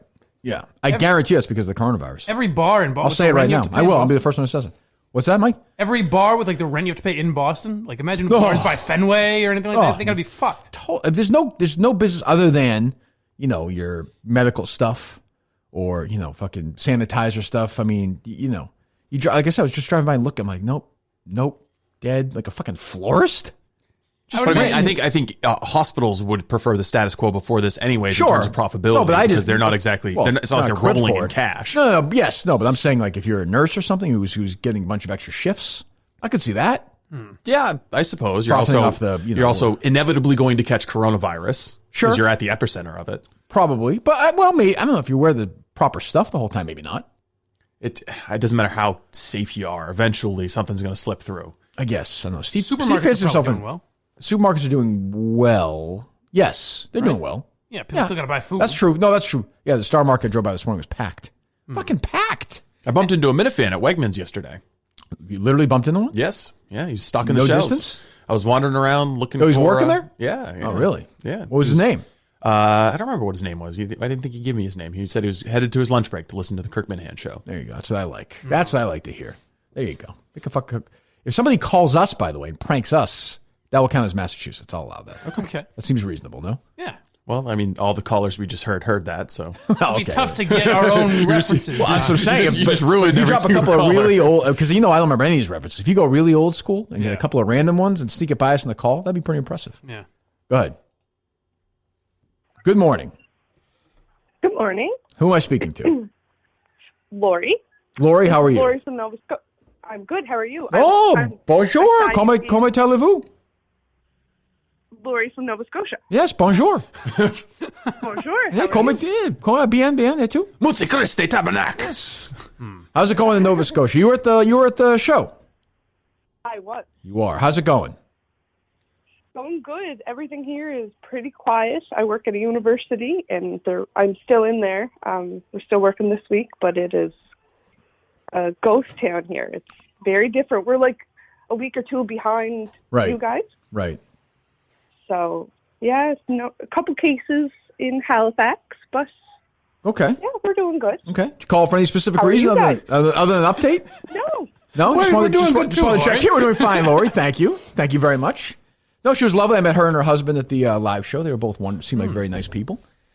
No, we're doing okay. We're doing fine. Yeah, the people in Nova Scotia, my family up in Nova Scotia seems to be doing okay. Pretty quiet up there. But no, everything's good. Yeah, and we'll talk to you soon. Good. Talk to you soon. Right. Have a great weekend, guys. Thanks, We'll do our best. Thank you. Goodbye. We like Lori. Let me be very clear here to the callers, though. I do not want like coronavirus updates from everyone. If you have a specific question or thought or something funny, we like Lori. She's a very nice person. We appreciate her loyalty. That was a calming, reassuring Yeah, we're home call. from work. My kids are home, too. There was something to that. I wouldn't mind Lori checking in every once in a while, though, and calming us down a little bit, because it is a nice respite from the madness, actually. You just can't have everyone do it. It's like Lori's job now. Yes. Do you think Stacy's opening up Twitter right now and being like, well, I kind of want to talk to the guys, but they usually call me. I don't know if I can call in. I'm not familiar with who that is, but let's take a few more calls. Poor Stacy. Well, wasn't there for me in my time of need. Go ahead, caller. Can you hear me? Happy to make yes, we can hear you. Hello. Oh, wow. Okay. Hi, Kirk. How are you? My just- name is Dr. Jones. I'm an Iona College graduate with a doctorate in epidemiology and zoology. Mm-hmm. Okay. Go ahead. Continue. Oh, hey, Rick Pitino's coming to you guys, huh? So, see where this is going. Yes, go Gales. I've been connecting the dots the last couple of days, Kirk, and I think I finally found the root of the virus. Oh, go ahead. Sitting right across from your studio. Mm-hmm. Okay. Now, before you say, my God, we knew Steve's a liar all along. He's been trying to cover this up, trying to stir a red scare in China, if you will. Okay.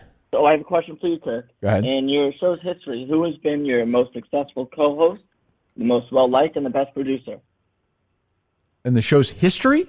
I guess he means all your shows. Like, including EEI and everything, or no? No, just the Kirk. You want me? It sounds like you want me to say Dave Cullinane, no? No. Oh, what the answer is like? Oh, Dale Bear. Oh, you think Dale Bear's the cause of all of it? Yes. No. But Okay. where was Dale Bear made? Dale Bear was made in China. Yes, we've gone over this. Right. And that might explain Steve's hatred. What are you talking about? The fuck are you talking about? Who are you? I'm a zoologist. Who are you? I want to know people like you. I want to know what's going on. Who are you? What's your real name? My name is Anthony. Where are you from? New York. Where did it go wrong? What happened? City's so great they named it twice. Yes, that's right. It's a city so nice they named it twice. Where did he say the city's so great they named it twice? Yes. What happened to you in your life that you're like this? Where did it go wrong? Just a loyal fan. No, I appreciate that, but I'm saying, Like, what's your history? Like, what point did you go from somebody who had a chance in life to making this phone call? Bored at working from home. Okay, that's to do. So the the coronavirus, essentially, right? Yes. Yes. Okay. Well, we appreciate. I have the roots. I have the roots, Kirk. Oh, go ahead. Continue. I didn't mean to get in the way. You can tell I like the bit, so I would say, yeah, you might as well finish it. Don't interrupt this gold. Go ahead. Shame on you. Go ahead. Bring it home, Anthony. Bring it home. Thank you. So, we referenced back to Colorado, right? Why did Steve not want to go to Colorado? I don't. Why would they not answer your calls there? I don't know the answer. Do you have the answer? They're already dead. Wow. The virus started. It's like an M. Night Shyamalan movie. No, it's not. No, it's not. Colorado hasn't existed in 40 years. In Colorado. What's that, Anthony? This town was 150 people filled with your greatest fans. I went there. They have a statue. They have a museum. The streets were lined. I like him. Well, his boss is emailing him. Look at that conference call at 9, Anthony. What happened? Oh, was that late? No. So I was on another call. I'm sorry. I just said, I'll be right over. He's like, you know what? He thought he had the conference call on mute. He's like, entire company just heard that entire thing. Oh, God. Let's try again. Poor Anthony. You gotta love this world, though. These 3 calls. A guy who was a running store is ready to jump off a bridge. A kind woman from Nova Scotia. Just checking and in. a lunatic from New York. Trying to get us. Jesus. Go ahead, caller. Hello? What's up, guys? Love the show. Awesome last night. But let me pick up where I left off. I was the one who asked your brothers their favorite movie. Oh, God. Is this Junior? Was it Junior? No. Oh. Who is this? No, this isn't Junior. Kirk, your movie knowledge fascinates me. Tomorrow night, 6 o'clock. Yeah. 6 o'clock, Steve. You got that? Virus permit. I'll tune in. Fuck Let that. me ask you a question, Kirk. Yeah, go ahead. My favorite movie, there's only 2 people in the history of the world who would say my favorite movie is their favorite movie, and it's me and my brother. Instead of name that tune, name the movie. I'm going to give you some clues. Let me see if you know the worried movie. about tomorrow night's show. It's a tough one. Go ahead. Released in 1982. Okay. Director, Don Coscarelli. Okay. Lead actor, Mark Singer. Beastmaster? Wow, Kurt, you're unbelievable, man. Let's not, I don't mean to be offensive, but that's like... Great movie. It was a pedestrian question you're saying? Well, I was a fan of Lori Singer, Mark Singer's sister, who, of course, was the love interest of Ren McCormick in Footloose. Of course. Played Ariel in Footloose, Lori Singer, who I was a big fan of as a kid. Is that right? Big fan. Yes. Well, a lot of your what do you think about the Beastmaster, Kirk? I wasn't a big fan. I didn't like Mark Singer's eyes. He looked very creepy to me. He was a very strange-looking guy. But he's very fit. Strange for the Beastmaster probably works, though. Yeah, he's very fit, though. He's very fit. Yeah, no, thank you for that call. I didn't know the director. All right, buddy. Thank you. I didn't know the director of the film. What the fuck am I talking about? I'd love to do this for an hour tomorrow night. Fuck am I kidding with? You'll enjoy that. Jesus. Chance for me to act like fucking Captain Swinging Dick with my movie talk. The only problem you'll run into is it might be tough to keep them all on. Like someone will want to ask you about, the show or whatever. Yeah, I figured that, but that's fine. No big deal. We got any calls, Steve, or no? Yeah, we do. All right, we'll take a few more. Turkey, Steve, you are amazing. I know. Hold on for 1 second. 1 second. Steve really does check out when it comes to the phone call time, though. Do you notice that, Mike? Well, he's got a lot going on. Yeah, I don't know if you've heard that. You have a lot going on again Very now? busy. I am doing the job that both of your old producers used to do, and Jerry and your salespeople. One was completely hammered, dipping into the intern fund, and the other one's an idiot. So I wouldn't really be that. I'm just saying. They had those two and a call screener, if I remember right. If I quiet down a little bit when I'm trying to make sure that the show runs smoothly. Okay, my apologies. But if I need to check in with you on something, you're ready. Yes, you're at the ready. I'm checking in right now. Yes, I'm here. Let's go. Fine. Okay, go ahead. What's up, buddy? Kirk, I want to know. As Mike would say on Go Figure. What's up, brother? Do I say that sometimes? You say it a lot. All right, thanks, buddy. Oh, yeah, I guess I do that. Go ahead. Hey, your fearless leader, Dave Portnoy, losing 70% of his net worth from the stock market. Is that a real shame, or is that a real shame? Well, thanks for the call. Congratulations. Awesome. Not only that, he's obviously taking a bath on this. Oh, my God. He's essentially bankrupt at this point. And is clearly deep in the middle of coronavirus. That's not even Steve, is there any doubt watching him yesterday? Seeing that video of him shirtless and sweaty in his apartment, admitting that he's quarantined, didn't exactly instill confidence in his health. Doesn't instill confidence in me from May 22nd. It'd be a miracle if he made it that far. I've also never seen someone with a sore throat as often as Portnoy. Every other video he made, from my bed, I can't talk. It's called a throat drip is what it's called. Aren't you going to have some egg on your face if he dies before the 22nd? I may have some egg on my face, but... if he died, but I would say if he dies before May 22nd, I could take a little bit of credit, though. I don't think so, not at all. I predicted his death. Didn't you say by May 22nd? I think I said on it. I said on it. You called your shot. So if you're saying Dave Portnoy dies before May 22nd, it'll be more embarrassing. It'll be more embarrassing if he doesn't die at all. That's ridiculous. Well, yeah, of course. No credit at all. Oh, obviously I wouldn't take any credit if he doesn't die. No, I'm saying if he dies beforehand, there's no credit whatsoever. How would it be more embarrassing? That's completely, that's ludicrous. That's nuts. If he said no May 22nd and Portnoy dies no before then? prediction So if he dies whatsoever. on May 20th, I take no credit. That's pretty crazy. No, that's awful. I'm not saying I take awful. What are you talking about? Because you didn't even know that coronavirus was going on. There was just like external factors that you and your predictive abilities couldn't even see. But we could say that about you and your coronavirus. You thought he was gonna die of like a drug overdose. But here's where you're wrong, though. I know his system is so compromised. I factored in if something like this happened, right? He could be somebody who could die. You didn't say on or before the 22nd. No, I said on. You said the 22nd. I agree, yeah. but it's still. So, Steve, I'm not saying I take full credit. But you're telling me if he dies May 21st at 11:52 p.m., I deserve no credit. Okay, if he's within a time zone. If he's within like if there's a place on planet Earth where it's May 22nd when he dies, like if it's May 22nd in Australia. Oh, but Mike, if he dies May 16th, I get no credit. I think you should. I think if he dies right now, there's a little credit. I'll tell you, I'm going to wave the flag anyway. It'll be a victory. I'm sure. I'll have a press. I'll definitely have a celebration press conference with champagne and stuff. No doubt. If you pointed at a relatively young millionaire and said he's going to die on a certain date and he dies before that date, that's pretty crazy. Yeah, but I mean, you could say about Charlie Sheen like 5 years ago. It's kind of like Portnoy at this point. I guess, yeah. He's a wild man, a party boy. He's always sick, though. He's always sick. I don't know. He's always virile. He's always leading. It doesn't instill a lot of confidence in the pizza everyday diet. Well, those have to be recorded at this point, right? I heard there was a big debate last. Yes, they have to be. Yeah, everything's closed. Well, a lot of places are grabbing. If Dave was good, good, loyal, he'd go on those places and say, "Here it is. I'm going to go get it," and we'll see. I don't know. Any more calls? We do. All right. Call away. I don't know what the fucking number is. Can't hear Let it you. rip. I know. Hey, how are you? How are you? I'm doing great. I'm calm. Just you sound down. Work on a conference call on the other line, so I'm going to a minute. But a couple of things I want to say. Charlie Baker's a fucking idiot. Oh, well, we're doing this. Okay. You seem very angry. Caller, I couldn't agree with you more. What exactly has you pissed off about Charlie Baker? Is it his weak, timid response to this pandemic? Steve, you handle it. It's fucking bullshit. Who is this? Why are you so angry? I don't know. It's the way I was born. Oh, who is this? This is Harmon calling. Okay. So Charlie Baker's an idiot. I agree with you. He's a fucking moron. But are you surprised? I mean, you're not surprised, are you?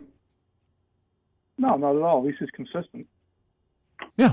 Okay. Good. Thanks for the call. This is the kind of talk that has us big in Russia and Morocco and the Ukraine. Did you see there was no live radio between 7 a.m. and noon now on Barstool Radio? They're having trouble filling the gaps. Really? One Mr. Kirk Minahan might be called on to fill in the gaps remotely. Oh, God. Well, are you willing to be pressed into service? Sure. You could do that. I mean, you simulcast the show?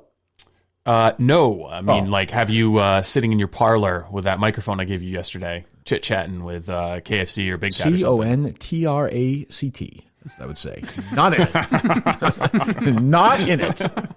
I'm happy to renegotiate right now with these, but I'm sure they have plenty of... if they need me to help out, of course, I'd be happy to help out. So going Barstool Yak for a couple hours, CCK, Barstool Chicago, then Barstool Radio. Wow. So what's the issue? What do you mean? They have shows between 7 and noon. Oh, because so you can't come into the studio now. Yeah, but so what? They can't do it remotely? Some can. They are doing some stuff remotely, but it's just they're scattered to the wind, and they didn't have an emergency plan in place to do all of their shows remotely. Why don't they just put us on there tomorrow morning? Like the next day stuff? I'm not. They could. I don't know. I don't have insight into the agreement with Sirius. Maybe it has to be live programming. I'm not sure. Oh, maybe. Right. Who knows? All right, we'll take a couple more calls because this is I enjoy the science of this, but I don't know. As I've learned, you may fade after a little while. True. Hello? Oh, we're just going to hang up. All right, well, Jesus, let's go. Two more. Hello. All aboard, gentlemen. All How we aboard. doing? All aboard. All aboard. What's going on? Choo-choo. I've got a question for Kirk and Steve, actually, about Mike. Okay. This will be insulting, I'm sure. Go ahead. When this thing progresses, when this thing breaks down, when society breaks down, are either one of you willing to help out Mike, take him into your home, No. provide rations for him? How does this go? I mean, when I say no chance, no chance. It's funny you asked that because earlier, before Kirk got here, I was talking with Mike about various preparations and his Peapod orders because he gets groceries delivered. He said that he submitted an order yesterday and it says they won't deliver it until Sunday. Is that true? And there was- Yeah. It's usually like next day. There was part of me that was like, you know what? I should do the friendly thing and be like, you know what, man, I'll go get you some groceries if you need it. Then I was like, that puts me at risk. You know? It doesn't. Going out to a grocery store? Yeah. Yeah, but you would do that. You don't go to the grocery stores now? I went to a grocery store yesterday. Right. So you could have picked up. You went to Wegmans. Yeah. Why don't you pick up stuff from Mike and just leave it in his front door? Because my cart was full. You would Venmo you the money? Someone pointed out that yesterday when we brought up, like, if shit really goes down, that I'd be fucked. Steve's quote was, "Oh yeah, Mike's done for," rather than, "Oh yeah, Mike might need some help." That's true. Look, in this situation, you need to make triage. Well, I mean, Mike has a girlfriend who can do that Yes, stuff. no, everything's fine. I'm fine. Don't worry. If the Kirk Minahan show, if the Kirk Minahan show is one organism and we're trying to make it through this surviving, you're like the arm that needs to be amputated so we can keep moving on. And I understand that. That's I'm true. willing to believe me. But it's also like, I mean, how much food do people really need? Yeah, no, I'll be fine. No, I don't mean you, but I just mean in general, these people, I mean, I know it's an old trope, but just fucking panicking over this stuff. Really? And also, how have you not been storing up food for a long time? Like, you don't just kind of accumulate canned goods and rice and that kind of thing and just have like a pantry I would say full? I would say I don't have that I much. don't really. Yeah. Have you done any shopping in my life to prepare for What do you this? mean, like No. 6 months ago? In the Corona era, have you done shopping to prepare? Well, I mean, I said I went with, I think I went with Harry or somebody on Monday or Sunday or something, got a couple $100 worth, and you're like, everything was there. Yeah. I'm all set for the next few weeks. I guess the worry is if eventually they start closing all stores. They're not going to do that, though. They're not going to close supermarkets down. All right. That's what people fear. What if they don't have food? Well, I mean, again, There's no migrant laborers can't get in here to pick the lettuce that makes your little chicken Caesar salads. Okay, but I mean, how long do you think it's going to have it forever? Your salads. We're looking at 12 to 18 months of extraordinary economic disruption. I agree. You think supermarkets will be closed completely? If they don't have food, yeah. Okay. If they don't have anything to sell, yeah, they will. We'll see. We'll see. You may be right. You may be right. All right, go ahead. Take one or two more. So that calls like that. It'd be funny. Either I'd be really angry. Yeah. Yes. Hello? Hello? Go ahead. What's up? Hey, guys. Big time fan. Thank you. First time caller. Uh-huh. You guys... I don't know. I'm kind of drawing a blank now. I wasn't expecting to get through. Well, hold on. We'll get you there. I'm going to help you out. Relax. Take a deep breath. Do you have any idea what you were maybe going to talk about? I don't know. I guess we could do Corona. That's kind of depressing. Were you masturbating while you were on hold? Is this Moroso? Well, what? I honestly wasn't expecting to get through. I was just kind of listening. Why? along, and Okay, but then why would you have called then? Why would you have called? I don't know. I just wanted to see if it works, Kirk. I'm sorry. All right. I'm It's nice of you to test out the phone line. The phone lines work. Thank you. If you think of something, please, All right, call. all right. We'll call tomorrow. Yeah, have a good one, guys. You I'm as really well. sorry. Well, It's a good sport. snooze that caller. That's fine. That's fine. No, we're taking calls every day until this coronavirus is done. That's it. I'm going to suffer just like everyone else. We're bringing it to the people. You might reevaluate that when you know how much it's costing us. But How much did it cost? You said it didn't cost much. we spent $35 on calls so far. How was that? Why? It's by Because minutes. you have to pay for the service. They don't just like create this software and. How much did it operate cost this last phone line. night? It was probably between $13 to $15. What the fuck? There's no way you can do it for free? Cheaper than a phone tree. No. Really? Yeah. It's like $10 an hour, roughly, I'm guessing. Jesus. All right, take another one. We'll get the fuck out of here. It's on a semi-good note. Jesus. Go ahead. What do you want? Why is this that difficult, Steve? Why are you fucking this up? People are hanging up on us. They're not fine. It's not my fault. Someone calls into the show and says, I didn't think I'd get through. Yeah, I like the people that test if it works or not. Oh, shit. Go ahead. Hello? Yo. What's up? Hello. Hey, I have a quick F, Marry, kill for you. All right. All right. Well, no. We have it's Kiss, Marry, Kill. Yeah, that's true. God, I hate these, but go ahead. Kiss, Marry, Kill. All right. We have Blind Mike, Mm-hmm. Matt Carano, Mm-hmm. or the great unknown, the Steve's the Liar guy. Okay. I mean, I wouldn't want to put Matt Crown in a position where he'd have to have sex with a man. That's not fair to him and his wife. Now, what is this? What? this trope that you've started? What do you mean? By the way, I just said the word trope for the first time like 30 seconds ago. You said Did you? it again. Yeah. That must be why it's in my head, because I've never used There's it. no, I'm saying he's a happily married guy. I'm not going to. I don't want to get in the way of that. I don't know anyone but Steve's a liar guy. I can't play these games. I hate them. You don't like it? No, I just don't. I don't find them entertaining. Talk about buckling under pressure. I'm just saying. It's obvious you marry the Steve's a Liar guy. Why? I don't know. You like him the most. I don't know. He's a genius. He can at least entertain you into the fucking apocalypse. What if he's fucking annoying in real life? I don't know. Right. You know? Unlike me and Matt, you're saying. Right. Well, I wouldn't want to damage guys like the Caranos and the Pences and guys like that, the Larry Craigs. Like, it's not fair to those guys, the macho guys. He's like all that. man. Yeah, I don't think that's necessary. You know? I don't think so. It was actually a good point by my brother Ryan last night. Not a bad point by him. So when was the last time Crono... The Thing was a great movie? No, God, no. It's like, when's the last time Crono had a hit? That was a great point. I was like, you know what? That's good. Sometimes you forget these guys listen to the show, too. You know what the funny thing is? That for some reason on our YouTube channel, the first thing that's programmed to come up when you open it is rape. And so every time I try to open up the YouTube channel to load videos or something, it starts out, rape! I mean, that's a long time ago. Yeah. That's Carano's last January, musical impact on the show. Wow. That's 2-3 months ago. He's taking it. Well, now he's a personality. Now he's not the wacky song He's guy. focused on Quantum Week. Maybe Now he's a producer. It was part of his multi-step strategy that's to ingratiate himself in the world, which he's done very effectively. But I'd say he's way more effective as a song man as he is. Maybe. I don't know. I got to say, I like him dunking on Bernie Bros with me on Twitter. Okay, I don't care. But I'm saying as a Quantum Week host versus the value of the Kirk Minahan show is far more as a singer. Yes. I also don't know how I feel he's about... He's a singer. He's a dancer. He's an entertainer. He's a performer. I don't know how I feel about listening to him sing real songs, though. I know how I feel about it. You don't like it? Creepy is what it is. Yeah, it takes me out of it. Yeah, no, it's because it's his voice. Because I'm always waiting for rape. Yes, yeah, it's his voice. No, it doesn't work. That doesn't work.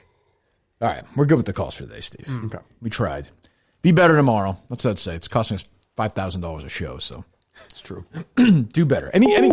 Thank you. Any news in the world that interests you boys before we? There is no news. I was talking to Steve about this. It's like Steve said if you mute the word coronavirus, nothing comes up on your newsfeed. There's just fucking nothing. Well, let me hear from the late night comedians. Maybe they did an effective job. They did. They did very well. All right. Here's Stephen Colbert. By the way, no studio audience. Right. No, I know that. Clearly, this virus is a PR disaster for Donald Trump. But at today's coronavirus press conference, Steve Mnuchin had a solution. Free money. We're looking at sending checks to Americans immediately. Americans need cash now, and the president wants to get cash now. And I mean now in the next 2 weeks. Cash for Americans. And because it's Trump, I'm guessing it'll be $130,000 for everyone to just say they're healthy. At the press conference, President Trump tried to focus on our bright future. One day we'll be standing possibly up here. We'll say, well, we won. And we're going to say that. Sure as you're sitting there, we're going to say that. And we're going to win. And I think we're going to win faster than people think, I hope. You know, when Trump said we were going to be sick of winning, I didn't know he meant that literally. Okay. I can't handle it. Trump then... I can't handle it. Trump just tweeted out that they're closing the border to Canada. I thought that already happened. Well, we will, by mutual consent, temporarily closing our northern border with Canada to a non-essential traffic. Canada had closed it to everyone except for American passport holders. Yeah. It's Madawaska, right? So I couldn't go from Madawaska to Edmonton at this point? Couldn't stay in that hotel. I bet there are probably work exceptions. Maybe. I don't know. Trade will not be affected, Trump says. Deals to follow. Oh, there you go. There you go. His other tweet today was 95% approval rating in the Republican Party. Not bad, because I get nothing but fake and corrupt news day and night. That's true. Also, according to Daily Caller, leading sleepy Joe Biden in Florida, 48% to 42%. The guy is really focusing on stuff that matters today. Yeah. Also contemplating that pardon for Michael Flynn. Well, you can't be all bad news, you know? I suppose not. You got to inspire the people. I guess not. Yeah. Yeah, what else? Anything else we got going on? I had some notes from your show last night. Oh, good. I was just curious to hear them. No. I was curious, and I was surprised no caller asked this, but didn't your brothers not speak for a long time? That's true. I thought we were going to hear that story. Yeah, that's true. Nobody brought that up. Huh, that's a good point. I was disappointed by that. Or maybe Justin was not, Oh, maybe he was silencing callers. I would hope not. There was certainly no restrictions put on. Yeah. Oh, hold on a second. We got one more call. Yeah. All right, What's up, babe? Who's this? Who's this? KFC. What? It's KFC. Oh, Jesus. Oh, Jesus Christ. What do you? Oh, Jesus. Oh, that's not the. What kind of way is that to greet the leader of the Mincel? You sound so much healthier when you're on this show. You know what you sound? You know what you sound like? You sound like somebody. Because I do think this is true. I've read about this. When people lose millions of dollars, they're almost freed up and like unburdened by the fact that they're now essentially broke. It feels good to be back in the gutter, back where I belong. What is your forget that, because that'll be fun. What is your level of like barstool panic right now, just overall? Because you're there, I'm not. As you cough and sneeze away. What is the company? We were texting last night or the other night. Like, is there panic within the company that there's going to be some lean times ahead? Like for the financial health of the company? Yes, like the actual company? No, I don't. No? Oh, no. Okay, all right. I mean, listen, I wasn't thinking about that till right now. I mean, sorry. Really great big fingers. I mean, I'm thinking, we're like cockroaches, man. We're going to survive. We'll be fine. I don't know, who knows about casinos and the rest of the world, but I feel like Barstool keep on trucking on, man. As long as we got the internet and a place and a roof over our head, we'll be fine. That's the spirit. Well, I think you're right, but I do. Is there people within the company who you're worried won't have the ability to talk if stuff like this goes on for 8 or 9 months and there's nothing else going on? Yeah, listen, I'm good. I've been preparing for this my whole life. Yeah, everybody who's staked like their entire. Maybe if you staked your entire persona on Tom Brady and the Patriots, and then that's no longer around. Maybe if all you can talk about is sports, then maybe you're in trouble. But I'm good, man. This is where we inherit the earth. I will say, like, I was saying this at the start of the show today, these people who say, oh, it doesn't matter, and like times like this, it's not that. But I do think the Brady stuff seemed almost like silly yesterday. The people who were acting like it was really, really tragic, it almost seems fucking bizarre. Yeah, I mean, like a little bit of perspective. Well, listen, though. I mean, you look around the world and nobody has any perspective on anything right now. People going on spring break, the idiots at Disney World. I mean, it's, this whole thing has made me reaffirm that you should not have any faith in humanity and that everybody's a fucking moron. Well, I mean, yeah, but I'm trying to think if I was 21 and I was in college, would I have been this stupid? No, my parents probably wouldn't have allowed me to be that stupid. But if I had the and I was drinking and I was hammered all the time, would I be fucking going to beaches and fucking hanging out with people and drinking? I can't imagine I would have been that dumb. I really don't think I would. I mean, maybe that's, hindsight or whatever, but I said if I was 25, 24, knew that this wasn't really, going to affect me, didn't have to go to work, I'd be having a ball, but I wouldn't be at the bar. I'd be, playing beer pong in my apartment and drinking and smoking on my couch, I think it's pretty outrageous to still demand that you have to be packed into a bar ass dick, while the world's burning. How is, so I don't even know, like, is everybody reporting to work at the office today? No one's going. No one's there, totally closed. No, yeah. I think we finally shut it down. I didn't go at all. That was, Dave sent an email saying, I'm going to the office. You don't have to if you don't want to, which, I'm fine saying no, but I'm sure there were some people who felt a little bit of pressure. So I think now we're just totally done. But I'm not sure about that, to be honest. Did they keep it open for too long, you think, or no? I would have closed it down right away, but, I'm also obviously a little more cautious than everybody here. So, but there's no way, given some of these kids, some of these idiots to work, there's no way that somebody wasn't carrying it, walking around there. It's impossible. Fucking impossible. I mean, I'm guaranteeing somebody has it, and it's just when you find out how many people have it and aren't showing symptoms or didn't even realize it. I think once testing gets ramped up, I think we're going to realize a lot of people have it. You're okay with New York City if they shut down the city entirely? You're fine with that? Yeah, I think so. I mean, at least for a fucking little bit. Like, are you stocked up? Do you have food and supplies and shit? Yeah. I went all out. I mean, like, I'm loving this shit. So I got a bunch of food. I'm good to go. It's a little bit difficult, like managing with the kids and whatnot. But other than that, I'm pretty good. Are you guys still doing CCK with just Jared and Casey on the phone, or are you going to figure out a different way? Yeah, that's a bitch. That's a fucking bitch. So Seems I've got like the remote radio kit, and they're just calling in on the phones, and that's a nightmare. Oh, so I saw you guys tweeting it. So so they're literally on the telephone doing it. Yeah. Yes. Oh, that sucks. Yeah. That sucks. Which, like, I'm hoping this ends up being long term. I think we got to I don't know. You got to stop that. Get them on the kit, or I do it solo, or we get 2 kits and somebody rotates or something. Steve, so we're set, right? Mike and I and you are all set when we get out of here and do it remotely. I've been asking repeatedly to set up a test. We're still in the studio right now. Yeah, you're just doing like business as usual, huh? Just 3 of us. Yeah, it's 3 of us. There's no one else here. It's. But I mean, if they shut the place down, we have stuff to do. But I mean, I think we'll be all right. I have I don't. I also How don't. Are you doing, Kirk? I'm happy to hear you're back at it. Did this kind of change things for you, or were you just good to go? No, I mean, I feel all right. I'm honestly one of these people when stuff like this is going on, I don't get that rattled by it. I really don't. But I feel okay, and I'm enjoying doing this. Mike, what I keep going back to is I just don't know, because everyone tweets at you, I thank God the show's on. I need the show. But I also think intellectually, most of the people who listen to our show are guys like my age who have, or a little younger, who have a couple of kids, and they're home all day. I just don't think there's a 2 hour and 15-minute window where you get to listen to the entire show every day. I know when I'm home, what the fuck, it's not possible. So I don't know how many people are. The idea is everyone's home. They can watch as much TV as they want. They can listen to podcasts all day. I don't know how true that is.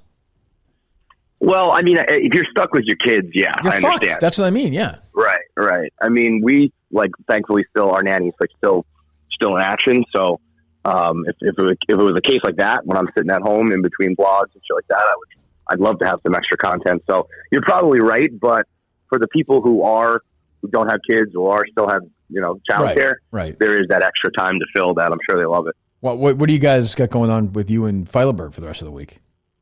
We're talking about maybe adding a live stream. We're working on. You guys ever use StreamYard? Yeah, that's what we use for all the YouTube shit. Right. So we're doing. I think we're going to do a couple of those, just in addition to everything else we usually do to maybe add some extra content. Maybe do some answer the internet stuff. But other than that, it's just back to the old days where we used to do everything on. I mean, we did this for years. You know what I mean? Right. So some of the new people might be. They might need the nice studio and all the resources and shit. We were just I remember doing this for, I don't know, 5, 6, 7 years, whatever it was.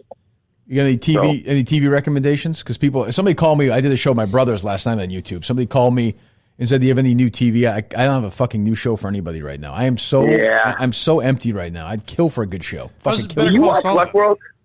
No, I couldn't. I don't like stuff like that. I tried watching the first season. I couldn't get into it. It's so weird. I should like that. That stuff's up my alley, and I've tried 5 times. I watched season 1 and I was lost. I tried season 2. I kept giving up, and then when season 3 was coming out, I tried to get back into it, and I finally just had to admit to myself I don't like this show. I was torturing myself trying to figure it out. I haven't landed on anything. I've just been watching comedy specials and whatnot because when I don't have a show, that's what I do. There's a show on FX called Devs. It's like a computer coding type of fucking hacker show. Yeah. I tried to watch that. It's got Ron Swanson in it playing a very serious role. Yeah. Nick Offerman. Oh, I saw a commercial for that. Yeah. Yeah. I mean, the first episode was weird as fuck, so I don't know if it's for me, but at this point, I'm still trying to find one. If I can find a show. What's that? Is Aaron Paul on the show on HBO? Yeah, he does. He's I feel on I might Westworld. like that. Westworld, that's what he's on. That's right. Yeah, that's season 3. I thought it was a different. I've been telling you guys, give The Boys on Amazon Prime a try. Just watch 2 episodes. Well, yeah. Oh, listen, I didn't know if you guys haven't watched that yet. Yes, I've been trying to get these guys to watch The Boys for the longest time, and they just fucking ignore me. It's maybe been mentioned once in the 8 months of the show. I've mentioned it at least 3 times. It's not been a campaign. I've mentioned it at least 3 times. There has been. It's been a subtle campaign. I swear to God, I'm just going to start The Sopranos over. I'm decided. I'm just going to start at the beginning again. It's my favorite. When I wrote a blog the other day listing some TV shows, and I put that at the very top. That's an awesome. What, The Boys? Yeah. Which one's that again? It's on Amazon Prime. It's what if there was real life superheroes, but in a realistic way? They're bad people. The government's trying to control them. They're boozing and fucking and drugs and murder and all sorts of shit. It wouldn't be all just role models and superheroes, you know? All right. Well, thanks for the tip, Kevin. That's the first we're hearing of it, but it sounds pretty good. I've never heard the show before now. Thank you. Well, if we've got Kevin on the line, we have to ask him about where we started the show. Oh, my God, do we have a controversy? Oh, we right, have he's a suspect. Well, Mike said he was a suspect. I don't think you're a suspect, but I'm not closing. So this is... Wait. I'm a suspect for whatever you're about to tell me? Well, hold on. So we have these YouTube shows now. And one of the YouTube shows... Oh, he's familiar. He's been trying to get on the YouTube channel for a while now. True. There's a incel show, by the way. The Mincels, these young kids started a show. Like he doesn't know. Right. They basically got no views the first couple of episodes. Then the third one spiked like crazy. Steve investigated, found out that there were 30-second views from like the Ukraine, Russia, Pakistan. They were purchased views, which, as you know, can fuck your... They could take the YouTube channel away from you if they find out about that. So we're trying to. You're is sort of an outsider. You know, the three guys who are on the show are all denying it.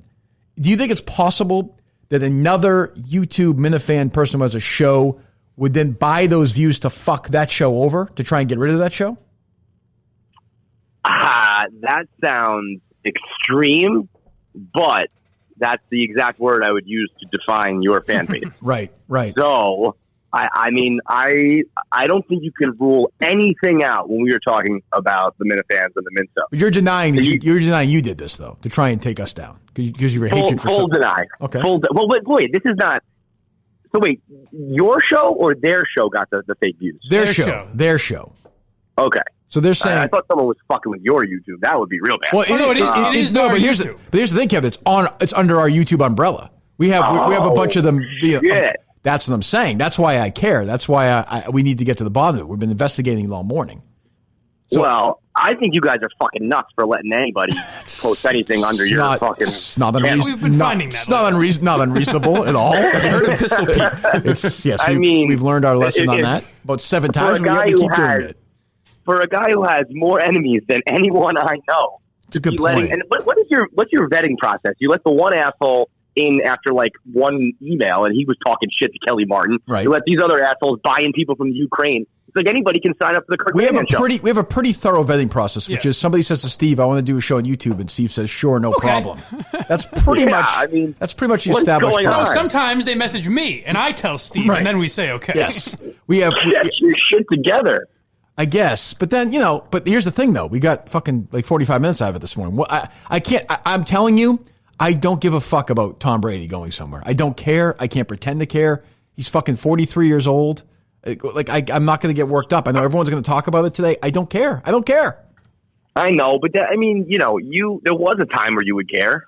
Yes, but even then I would have said 3 years ago, if I was hosting a show on EI 4 years ago, I would have said, if this has happened in 2011, this is a big story. It's not that big a story now. It's just not. It's not. People are comparing it to these other great athletes leaving. If they're in their prime, fine. The guy is going to be 43 fucking years old for an NFL season. For an NFL season, go to the playoffs with the Bucs. No, he's not, because there's not going to be a fucking season. If there's a season, so it doesn't even matter. Well, yeah, I mean that might be true, but it's not like we've seen him limping around the field for a few years. Dude. No, he's okay. He won an MVP not too long ago. Right? Yes, I suppose, but yeah, I know. I'm happy for Stephen. I mean, he's actually, as you bring this up, he's probably better than any of those guys you're talking about when they moved on to their second team. He definitely is. Oh, for sure. Oh, you mean like Peyton Manning and those guys? Yeah, Peyton, Jordan, Peyton Manning broke Gretzky, the touchdown record Montana. with Denver. But. I don't know if he's better than Montana with Kansas City. But Montana was actually pretty good. But still, yes, yeah, I suppose. But even then, I mean, how many years is he going to play there? 2? Yeah. I get what you're saying. That overall, it's not like he's going to go have like another dynasty. I think it's more of just because. I mean, I enjoy it watching, the Hanks of the world who like literally do not know a life without him.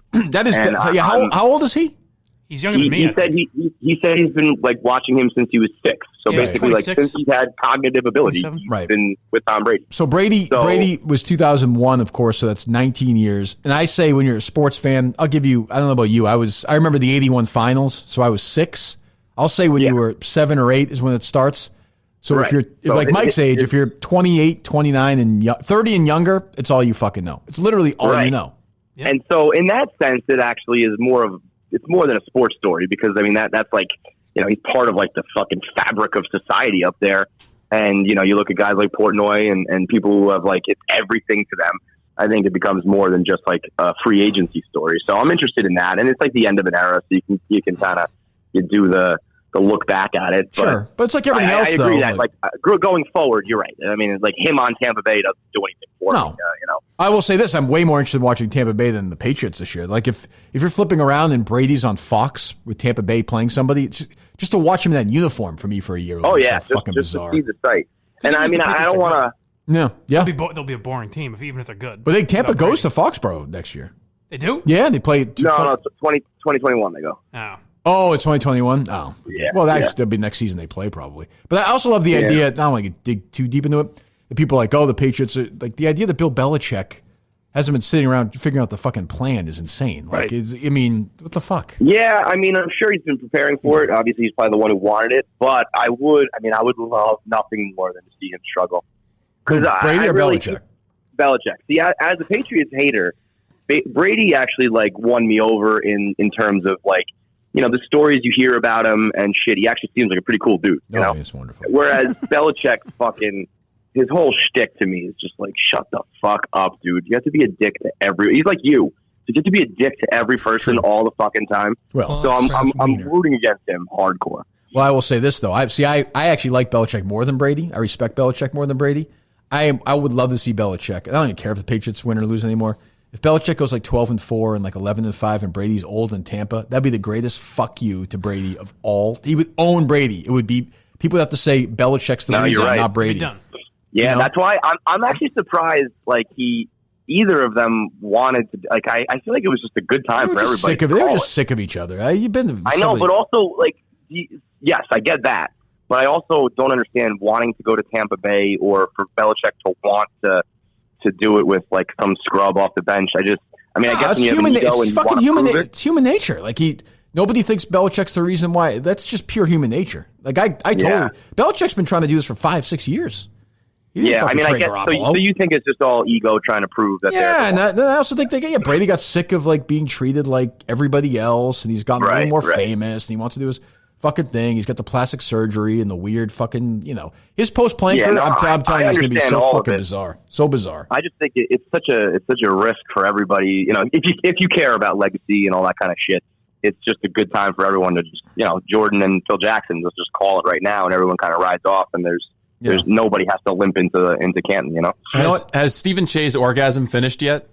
I texted him yesterday, and I think he at that point it wasn't guaranteed he was going there, so he's playing very cautious. I think once it's official, it's just going to become everywhere. I do think that Portnoy is going to end up firing him over this. Did you hear what he did to him? No. Did you hear what he did to No. him before like everybody went home? I guess it was Friday. He like ran up to Dave, like right in his face with his phone, and tried to take a selfie picture with him. And he was like, "Can you give me a really sad face in case Brady signs with Tampa Bay?" Which is like, I mean, Stephen Che. I know you guys. Whatever you think about, we like him. No, Stephen Che's on board. Oh, you do like? Okay. Yeah, we like. He's like the most professional, respectful, polite guy.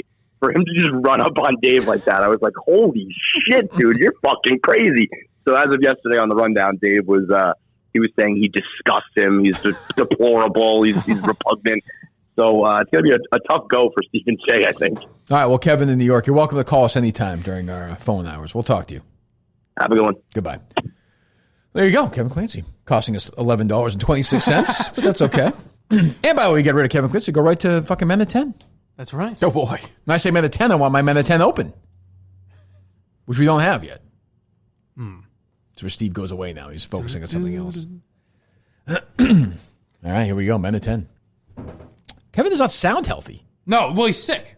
Oh, that's right. He's got the actual like flu or something. Sure. Not right. Not the big one. Portnoy also said yesterday that anyone who is celebrating or speaking ill of Tom Brady in these trying times deserves coronavirus. Well, that's me. It's not the time to be talking like that. That's me. I'm happy he's gone. Well, you deserve corona. The big C. When the clock sings around about 10, the audience knows it's time for the men. We pop up, take off our rings. It's time to jingle our ding-a-ling-a-lings. My ding-a-ling, everybody sing. They want us to play with our ding-a-ling-a-ling. My ding-a-ling, my ding-a-ling.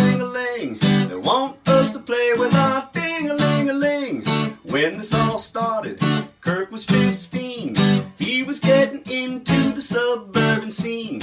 Now at 10, we make some calls. Ask our friends to rub the dicks and balls.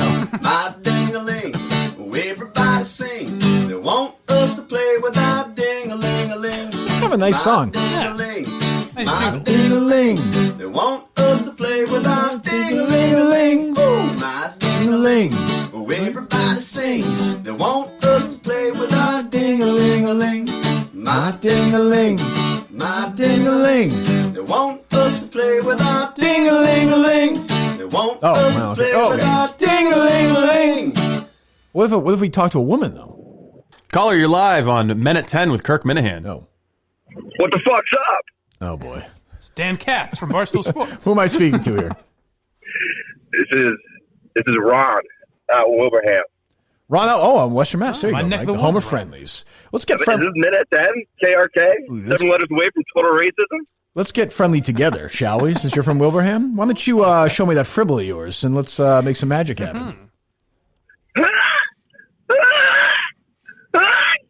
Get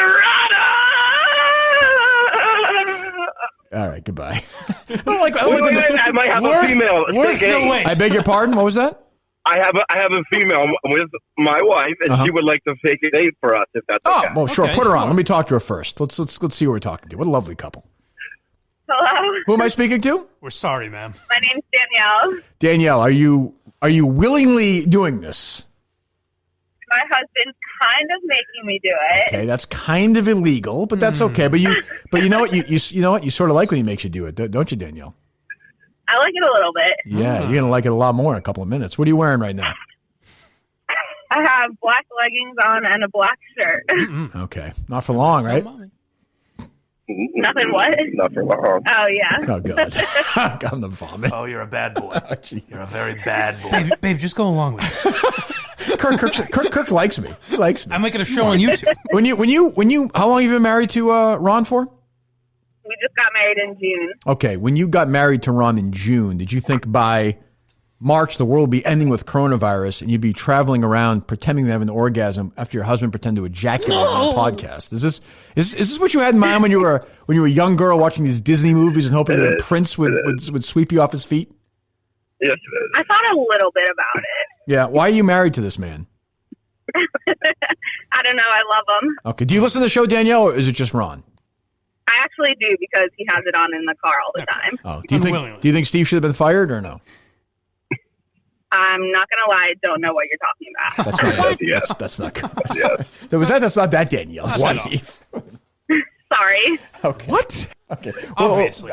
We'll talk to you later. Don't worry about it. You have a night. Do you want to put? Hold on. Now Steve looks like he's upset. Oh, it didn't seem like she was a willing participant. Did you think? I Mike? think she would have gone along with it. I don't want to put a define willing. Well, she said her husband was kind of forcing her into it. Wait, you think if they're not a willing participant, they can't still orgasm? 50 no's and a yes Shut means up. yes. Well, you know what? Let's be fair tomorrow. We'll give the ladies a day tomorrow. Okay. Okay. Danielle seemed like a good sport, but I want a real Minifan lady fan to have a nice experience All tomorrow. three of you send your numbers in. Oh, stop. That's not true. Plenty of lady calls last night.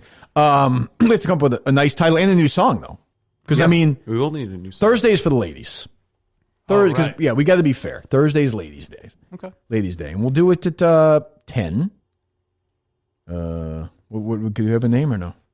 Not really. I said femme at 10. Vagina at 9 was my real Vagina winner. 9's, yeah, it's okay. Going through all the... Clit it, slit it. No. Snatch it. No. Maybe. I don't know. I don't know if I can say this. Poon at noon? We could stay for a couple extra hours. What were you going to say, Mike? I was going to say twat at 10. Doesn't really work. No, it doesn't work. It's A, not really funny, and B, it's sort of not very complimentary. I figured. How about gash at 8:30? I don't think so. So one of these Minifans will come up with it. See, the look on Steve's face when I said to a woman, "We're not going to force you to pretend to have an orgasm." You look come on! You look so outraged. What are you so mad about? I was looking forward to hearing a good orgasm.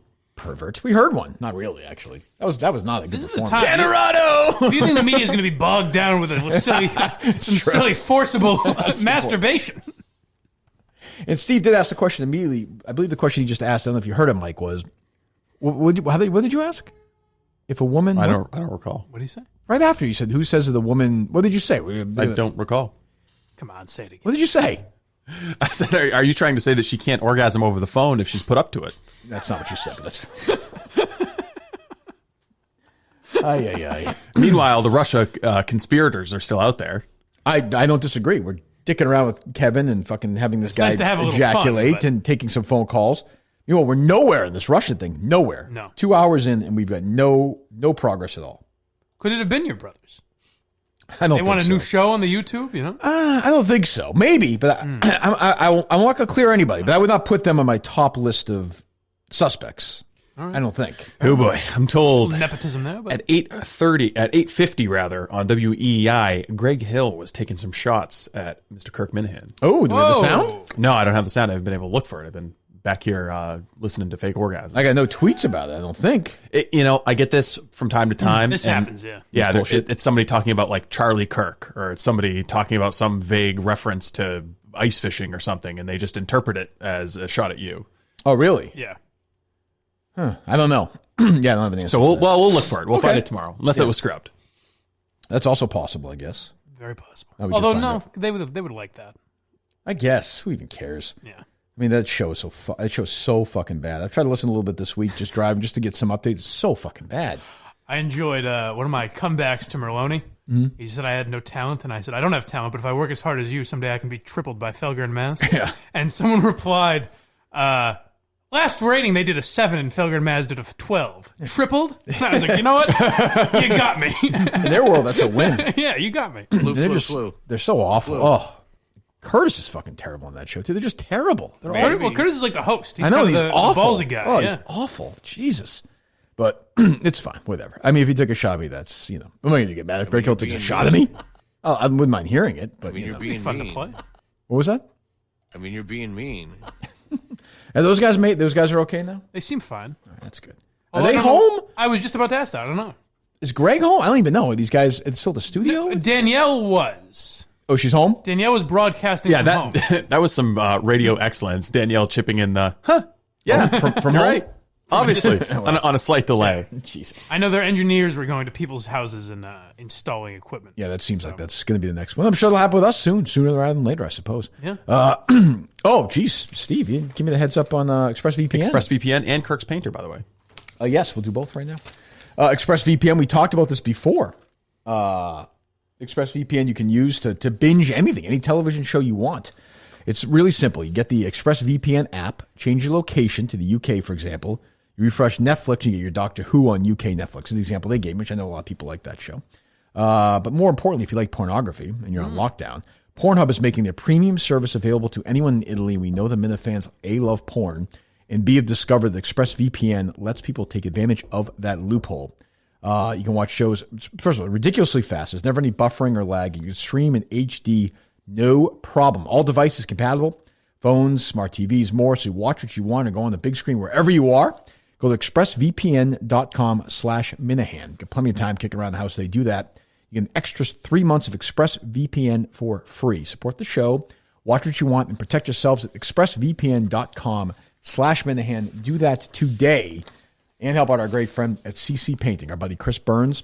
Make your place look like $1 million. We talked about it the other day. Everyone's going to be shut down. It's actually a good time to do it. He'll go in, take care of it, make it look better. You're done. KirksPainter.com. KirksPainter.com. Any size job, he'll do it for you. He painted the studio here. We love it. Looks great. Place looks fantastic. KirksPainter.com. Chris Burns, our buddy. CC Painting. KirksPainter.com. KirksPainter.com. Anything else? So the guy who told me that Greg Hill was talking shit says they called out the somebody who suggested that their ratings might go down without Tom Brady. Oh, I mean, I don't even think I said that. But, I mean, they will. How is it a suggestion? It's just a fact. I mean, like that segment will not be as high as our ratings would have gone down in the fall because we wouldn't have had Tom Brady. That's not a put down. That's just simple. Our ratings were higher than Greg's. We had Brady on; they were even higher than our higher ratings were. And I imagine it's that show's highest rated Of course, segment. it was ours. I mean, Yeah. that doesn't, it was horrendous radio, but people like to listen to it. Or It's just wanted simple to. math, folks. Yeah, he was calling back he was going people. He's got to worry about this book, which is going to be a bloodbath. I can't even imagine what radio ratings going to look like. They'll be able to write it off, I guess, and just say this is, but how are they selling radio right now? I almost said they'll be helped by this, but people aren't driving around. So No one is listening. Yeah. There'll be nobody listening. I don't even know how they're going to, maybe in a weird way they'll get lucky and they'll have somebody who has a meter who's actually driving around, and that way they'd win, I think. I don't even know how they're going to tabulate that. Will they even count? 100% of people in Boston Do you think they'll even count this ratings book? They'll have to count There's no precedent for this. That's I mean, what I mean. they could throw it out, but also the other thing is, How do you sell off it? It's bullshit. Yeah, I mean, and also who is buying the ratings book? Nobody. Yeah, right now, I mean, it's nobody. meaningless. It's not gonna tell you anything. So, I mean, I imagine Nielsen, like most companies, is going to be going through hard times. I mean, there's so much uncertainty out there. I mean, ExpressVPN makes a lot of sense for them to continue advertising. Milton's selling online. That makes sense. Sure. Chris is painting, CC Burns or CC Painting. No, there's certain ones that right now. There'll be some vacant offices. So there are some people for whom it makes sense to continue advertising, but sure. Right now, though, for others, it just makes no sense at all. Yeah, and I think you have to be smart enough to know that if you're selling this stuff, as opposed to getting, I'm not going to say any names, but I know Steve had an altercation with what? Go ahead. Do you know the story or no? Yeah, kind of. We were getting ready to do reads for something, a good company. We're not going to say who they are because we'll use them in the future. But a place that made no sense in this time of coronavirus to advertise. It would have been silly to advertise. Mm-hmm. And I know Steve flagged it to somebody in the sales at Barstool, and they kind of gave him some shit about it, right? Well, they said why? Yeah. They said why. This was this week, right? Yes. This was a business that was planning to advertise this week. That basically you go and you hang out with a bunch of other people, right? And you're close with your family, close proximity indoors. Mm-hmm. Yes. For a long time. Yes. They would basically be advertising to throw a coronavirus party. And this person at Barstool Sales, this week this happened, right? Yes. Yeah? I think it was this week. Said why are they leaving? Why are they not advertising? Oh, and by the way, they're not. Anything happened? And by the way, they're pressing pause. Yeah. They're not bailing. Or am I wrong or no? No, they're not bailing. They're not bailing, correct? Yeah. Okay. Correct. They're pressing pause, which makes all the sense in the world. As we are with any advertiser right now, would say, hey, we understand. We're not, we have good relationships, and we're not looking to fuck anybody over right now. Their reaction on Monday of coronavirus week in New York City was, well, why? Maybe they hadn't heard the news yet. Why? Why? I don't understand. What? Yeah, we're doing. It's a great company now. We get some fantastic new company right now where it's you get to make out with other people. It's great. It's the greatest thing ever. You spit in their mouth. Cuddle parties. It's yeah, exactly. It's Blind Mike's massage. I didn't believe this. Yes. This weird thing where it's, you just put your hand right in their face and rub it around. It's great. We're going to start selling it. But, we can't do it this week. Well, why not? Anything come up? What's wrong with you? Show is brought to you by the Great American Buffet Company, where, you just get in line and start digging away. Jesus. Another bloody day on the market so far. Was that true? Yes, our bosses are not looking good. All right. Well, I've got something to do after the show now. Well, I talked to a very high up source at Barstool just a few minutes ago. One of the founding fathers. That's true. They're not worried about it at all. So what are you talking about? He's like, I just put that together. I didn't even think of that. Ooh. That reminds me of when you had... Jesus. What's that? It's not a big deal. You're fine, Mike. Your stocks are good. Your stocks are solid. What's that? I'm going to buy more. I'm excited. If that's your strategy, then you'll be buying a lot more. All right. Excellent. Hey, but you know what the thing is? Entercom is still off its lows. Its low this week was $1.64, and it's at $1.65. What's higher right now? Penn National or Entercom? Penn National. Okay, all right. By multiples, I will say. Okay, good. Not multiples of 40 anymore, but by multiples. Oh, Entercom is $1.65. So if Entercom gets at like 42 cents, what do they do? I don't know. I suppose you could step in and buy it and fire David Field. Oh, that'd be great. I may do that. I could do that. I could trade all my stocks to buy Entercom.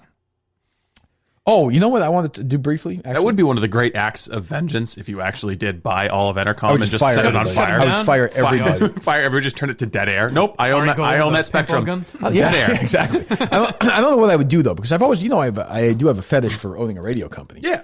So I don't know what I would do with it. I think I would just go You guys ready for this? You looking forward to the DEC and Latino Kirk show every day from 6 to 10? You're gonna get it. Mincel Intel from 2 to 6. But essentially my point all the time though. I was listening this morning or last night, either coming back from the show or I forget. This morning, I was listening to TJ Hubbard and Stephen Providence. Yeah. They're both kind of funny guys. They're not born radio guys, of course. You can tell they really like each other. Mm-hmm. They are so much better than like a Dale and Keefe. Oh, I was thinking the same thing. Or whatever these radio shows we play all the time. Natural, because they just like each other, and there's no bullshit, and they just fucking talk about shit, and they're kind of funny. Sometimes they're not funny, but they know when it's not funny, and it's so much better, so fucking much better than these shows on the radio. It's not fake either, right? Like you know how much better the Aussie Minifan show is than like fucking OMF. Well, Menners is a rare talent. That's true. Or and the fucking show we played yesterday with the. Scratch? What's his name? Oh, wait, what? The guy who Scorch. did the facts. Scorch. Yeah, I mean, it's just, Scorch is a generational. That's true, but I'm just saying, like, it's not even close. So if you put those shows on, I don't know. But if you're still listening to the radio now, then you don't care about shows like that, I guess, at the same time, I mean... Well, if you're still listening to, like, Dale Arnold at this point, you don't want to be entertained. You're just listening to... It's background noise. Yeah, you mean Scoops Arnold? I had it on... That's right. I had it on Instagram Live. After I did that awful Periscope at EEI, I got in an Uber, and he was playing Dale and Keefe. So I went on Instagram Live to ask him about it. Yeah. And he's like, I just put on... It's background noise. I barely hear what they're saying. I was like, okay, that sounds about right. The Dow's only down 900 points, Steve. That's not that bad, is it? All right. Start buying, baby. Jesus. Oh, my God. I'm also in the world of Anheuser-Busch, Uber. We got a lot of... You consult with anybody about this or no? No, just instinct. They're the first ones that pop up on the app. He's just doing alphabetically. Keep in mind, he's buying on Robinhood, so he has fractions of shares. Gambling, booze, and weed is what I wanted to invest in. Well, I mean, that's not the worst strategy, I guess. Yeah, no, gambling is great right now. Are you invested in like scratch tickets or online gambling? No, I'm not. So like in person, like you have to go be you around. Go to the casino, evidently. Yeah. Good. Did you buy Anheuser-Busch? Yes. Okay. It's down to $11 right now. Is it really? No. Oh, that would be incredible. I would just buy so much more. Buy Bitcoin. What I do find these little stories interesting. We talked about him a few months ago. We haven't really talked about him since Miami. That Greg Bedard is an odd guy, though. Oh yeah, you see the story that I read it last night. Do you see this, Mike, or no? I saw something he put up recently. I saw a displaced bus or that Ironhead guy. So we talked about Bedard a while ago. He's got this independent Boston. First of all, what story? He made up some story. What was it? The Aaron Hernandez pissing on the Cavs. He saw Aaron Hernandez at a bar. Right, he lied. So he's got like a fake subscription service. Right. Well, not fake. I mean, it's a subscription service. Yeah. I mean, he takes people's money, but he's got like a fake subscription service. Right. So he claims some guy, I guess, who is like a salary cap expert. Yeah. Is still working there, but he's not working there. And then somebody reached out to him, and Bedard got all pissy about it. It's just weird. It's like so Bedard it's a weird hill to die on. People are just strange. It was the BJBSJ guys, and they tweeted publicly and said, "Hey, is this guy going to analyze the cap thing?" And he's like, "Nope, I got it." And he's like, "Yeah, but this guy's your cap expert. Where's he?" And he's like, "Well, I'm putting something up right now." And then eventually, when he says, "So, is this guy still work for you?" Because his profile doesn't say anything about your subscription service. And he's like, I don't have time to deal with this. It's just weird. So like after responding to him 4 or 5 times on Twitter, then he's like, I don't have time for this. I'm busy. Why would you say the guy? Or would you say the guy's gone? Well, because he's running a fake subscription service, so he needs to make it look like there are more people providing content than just him. Yeah, but clearly they're not though, because if you subscribe, you know the guy's not writing there anymore. Exactly. It's just Greg, and he has an agent that he's close to who gives him a scoop from time to time, and he collects people's money through subscriptions. Very strange. I'd like to find a regular person that subscribes to that. I've never, to my knowledge, conversationally ever spoken to anybody who subscribes to it. I can't imagine. But I think they have. I don't know. But he could be juicing those numbers too, right? But even so, there's at least one. That's true. You know what I mean? Like there's one regular person that pays for that. Well, I've always wondered about this. The subscription service is interesting to me. Yeah. I think it's a turnoff for a lot of people. I don't think Steve's that into it. I'm into the money it would make. Right. I mean, I've always thought about it just as maybe a couple of years down the line if we continue to do this. But I don't know. I don't know what the market is. I don't know. No one else really does it, right? Podcasting. Oh, if people do it. I mean, isn't Opie and Anthony? Anthony Cumia has that's all behind a paywall. Everything, which I think is stupid. Actually, how much does he charge? Too much. How much? As much as like Netflix or something now. It's like $15 a month? I used to subscribe, and it was like $5 a month, I think. And now it's like 10. That's a lot. There are a lot of people who just do it through Patreon. Right. Yeah, that's true. That's a good way to get donations. But ours would be, again, this is not anytime soon, but it would be whatever it is a month. You get this show directly into my bank account. I'll give you the password. Go about it. And then you would get everything else too. All the shows, all the other stuff. We'd do a bunch of other shit. There'd be, I don't know if Anthony Kumi is doing that. No. That's what I mean. Well, there's other shows on his network, but it's not. So I like the way. What's that? The little cam guy with Mike. Yes, that's it. Yeah, right. There's a smaller podcast network called Gas Digital that I like the way they do it, where it's almost like a donation. It's like $6 a month. You get the video version, you get it 5 days earlier, you get all the archives, whereas if you don't pay for it, you only get the last 10 or 15 episodes. You get daily shows? There's shows every day, yeah. So it's like Stat News. It runs on donations. No, I mean, it is a subscription, but it's all like I subscribe to them, and I almost just feel like I'm donating to something I like more or less. Yeah. Which is, and I think our business is different though too, because 2 or 3 times a year we would also just sell at some big arena or whatever, place. So we'd also have a little extra money there as well. We might then give them a couple of free live shows if they're subscribing, Yeah. Steve doesn't like to look at that either. Steve just wants Steve comes from the school every dollar. He's a money guy. Squeeze. He's a capitalist. This seems like a good time in history. Someone's going to think about it. You'd be okay if the show did not make money. This seems like a good time in history right now to leave and do a subscription service show. It seems like people have a lot of extra cash running around right now. Right. Little stocks, 401ks. Yeah. Imagine being like 62, 63, thinking I'm going to retire next March right now. I've been working for fucking 35 years, and right now you are fucked. Oh, God. Jesus, depressing. My wife was planning on leaving her job at the end of the month. She was? She'd submitted her resignation and everything, yeah. Did she undo resign? Yeah, fortunately, she was able to unresign. Oof. Yeah, it would not have been good times. Did she have another job lined up? Nope. Ooh, she was just going to take some time off? Yep. Well, then why can't she then anyway? Because she wasn't saying like, I'm going to take a couple weeks off. She was saying like, I'm going to get resign and then immediately start looking for another job. I got you. Not a great economy to be looking for another job in. Jesus, is she working from home now? Yeah. Oh, okay. She actually just had there's a case in her office in DC. Oh, really? Yeah. Jesus. And they sent out an email and they're going to bring the company to sterilize and they're back Monday. Really? Really? Yes. It's bizarre. They're in Washington, D.C. and they're not all work from home. It's fucking crazy. It's like a consulting company. There's no reason whatsoever for them to be in the office. There are some companies that I think in retrospect are going to look back and be like, man, we were fucking idiots. No kidding.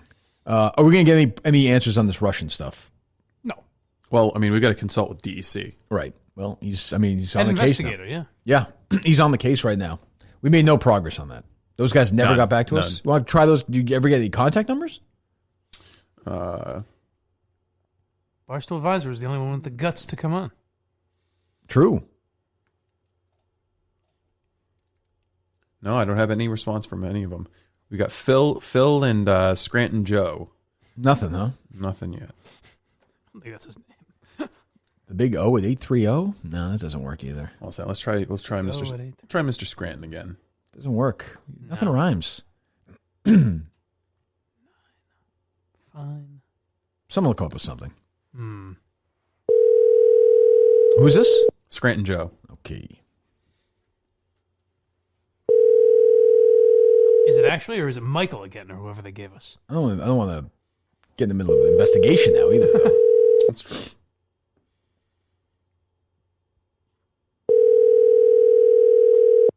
It's fucking 10:30. These people are losers. Try Will one more time, that loser. It's fucking 10:30. There's a chance he's not awake. What is he? Does he go to school? Not right now. Oh, Jesus. I'm sorry. The person. I have such little respect for somebody who can sleep till an adult who's in his mid-20s who can sleep till 10:30. I wonder what time he goes to bed. I don't even understand. Doesn't even go to bed at midnight. You only 10 and a half hours 10 and a half. sleep. Was he a baby?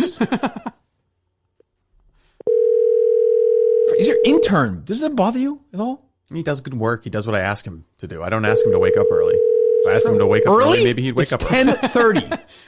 It's weird. It doesn't affect his work, I guess, but it is. Does it bother you that your intern sleeps till 10:30? Does that suggest a lack of motivation?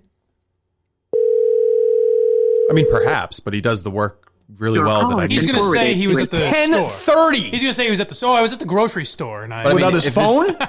If his, I mean, he doesn't need to be awake during the show. I mean, we've called him maybe twice.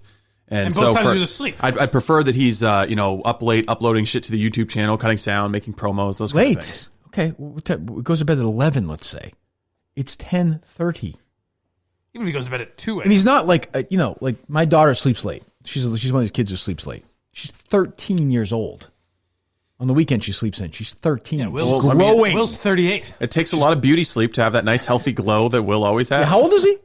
25. Yeah, I mean, they're people his age. Most people are fucking working. Yeah. Like, why is he in college? What happened? I took a gap. Took some years half off. decade. Took a gap. What changed? I mean, an Ivy League school?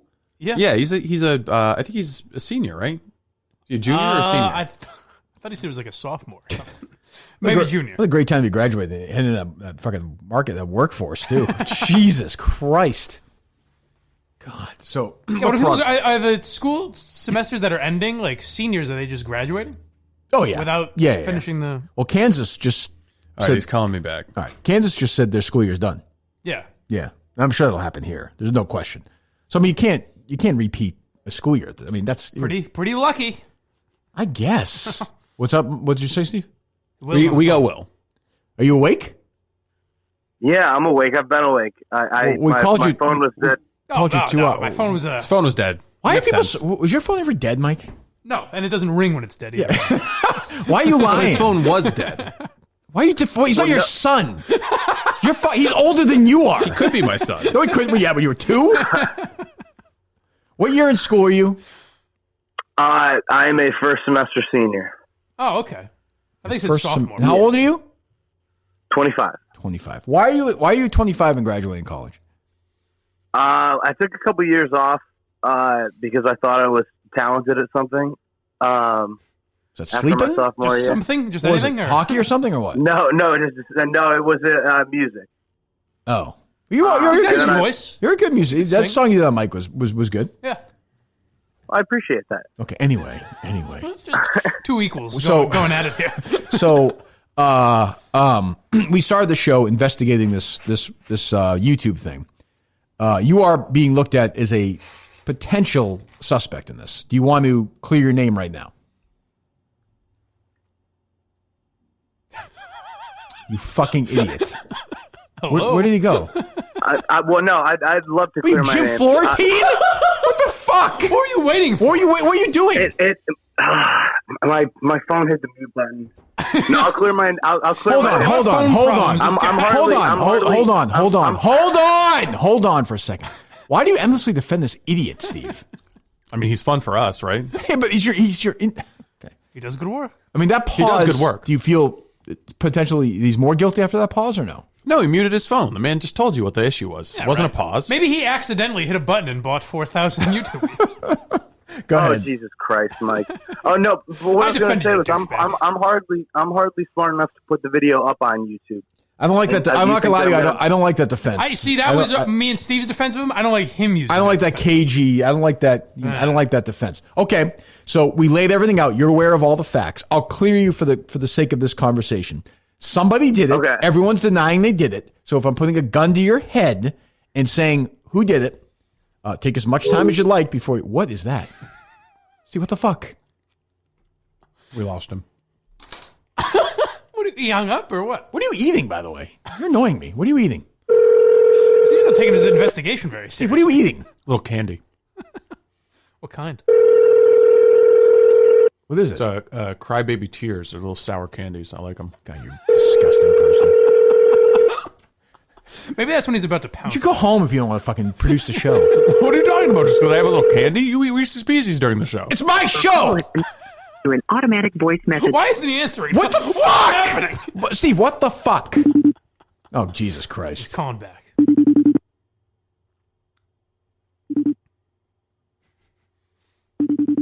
Why is You there only answer it, one Steve, or earphone no? now? No, I'm calling him.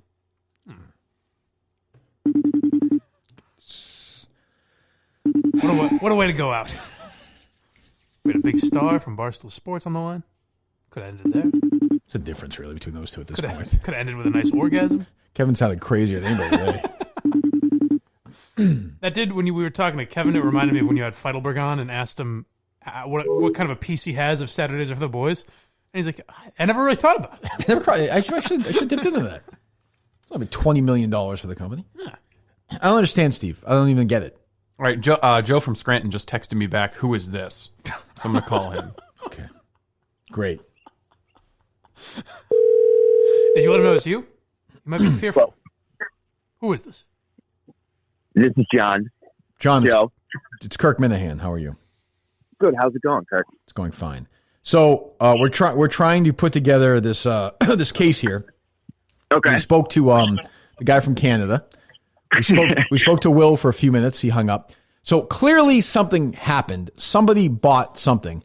I like you guys. You guys do a good job. I appreciate your loyalty. But somebody must have bought something. So I need to know who did what. Yeah.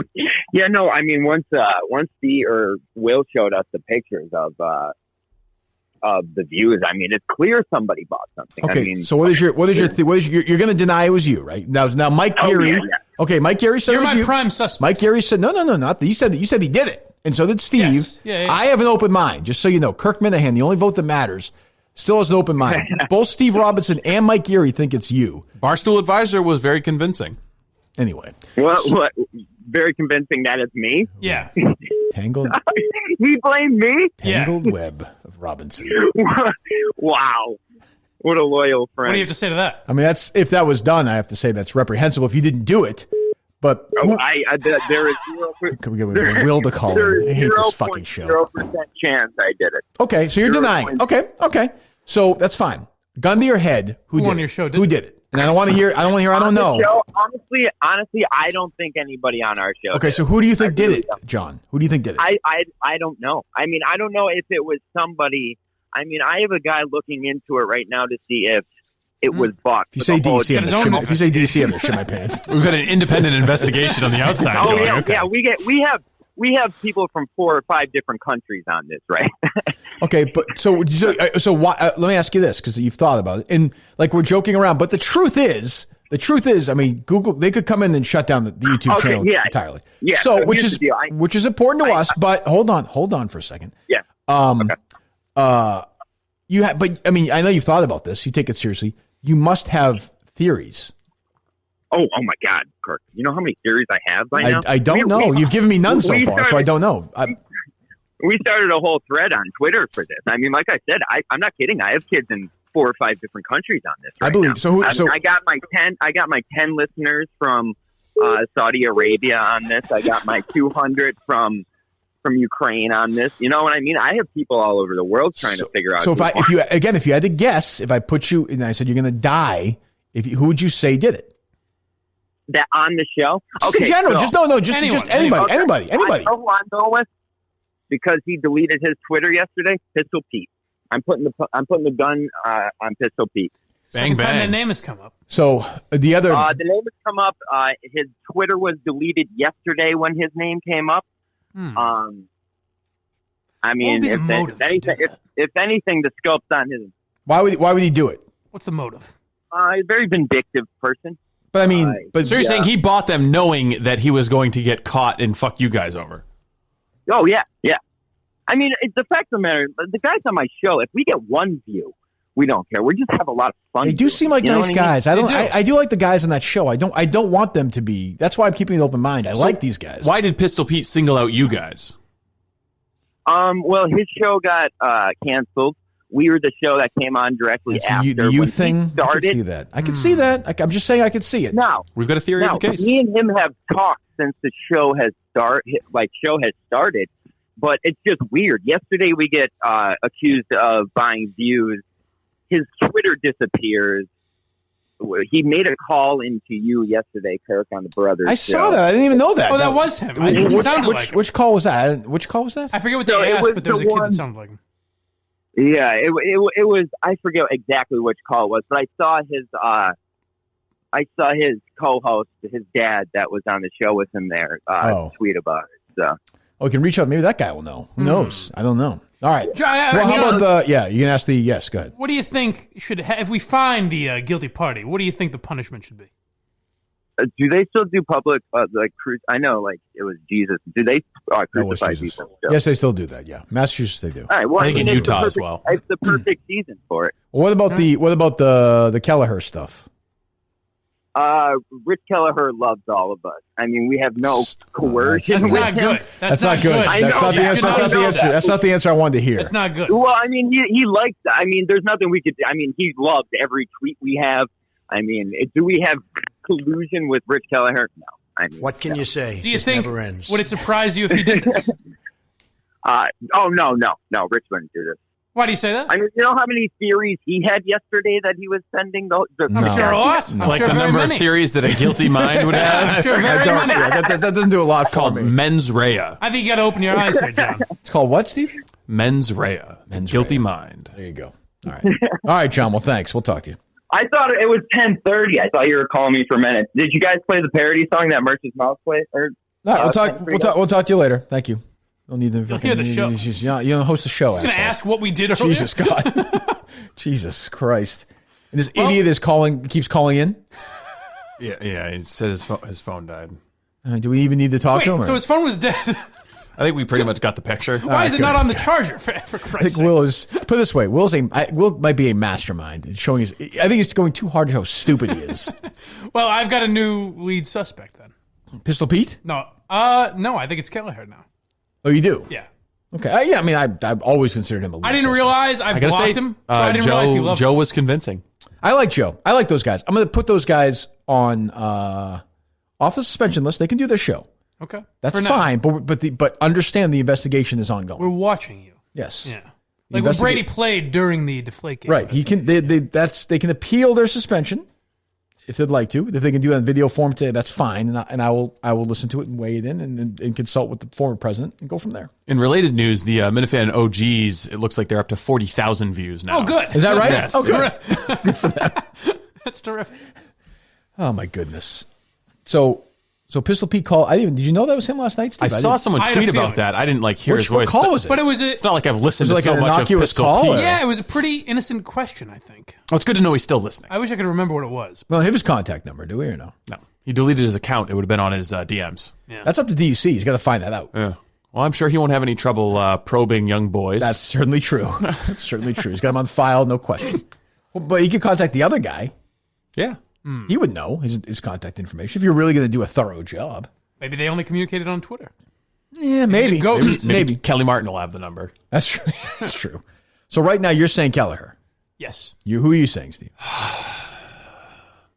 I guess I would have to go with Kelleher, too. I mean, I thought Joe, but he was pretty convincing there. The Barstool Advisor guy, even though he doesn't like me and he's Canadian, he was Twitter delete is weird. Pistol Pete is second. The timeline is kind of strange. Yeah, I would say right now Pistol Pete and Kelleher, and you know what? There's also the possibility that it's somebody. Oh, definitely an outside agent for sure. Yeah. But my gut. I could be wrong. My gut feeling is to believe the guys on the show. That's my gut feeling. I didn't know. So Kelleher's blocked for me, so I didn't know how much he loved that show. If he wants to prop them up, I could see him not realizing that it could get the YouTube show, or not caring that it could get the YouTube shut down, and thinking like, "Oh, this will be great," though, because he's obsessed. You know what Kelleher's obsessed with? Views. That's true. It's always, he loves views. I just don't even like talking about him. It makes me fucking nauseous. I know, but he's in the middle of the story. Yeah. Call him up. Just kidding. It's not that. My fucking just went cold. I'd rather not crack the case for sure. All right. Well, I mean, I think we'll make some progress tomorrow. We made some late progress on that. Would you rather have Kelleher in studio again or catch coronavirus? Catch coronavirus. That's not even. That's easy because you'll live. Not, yeah, that's not even. My dignity is worth more than that. Yes, but much rather get coronavirus. Can you imagine fucking brain cancer? When we were back at Red 13 and you were actually excited to have Dave Cullinane and Rich Kelleher in studio? I was ever excited. Rich Kelleher, you called him. Yes, Rich Kelleher in studio. I wouldn't say I was excited. I always like Cullinane. Yeah, that's true. I have no issue. I have no beef with Cullinane. No. There's a line in the sand. I enjoy Cullinane's tweets where, like, now he's trying to be political guy. Oh, is he? Jerry, a little bit. I don't even know if I follow him anymore. I hate to say it. Actually, my favorite Cullinane tweet. Pile of shit. Thank you.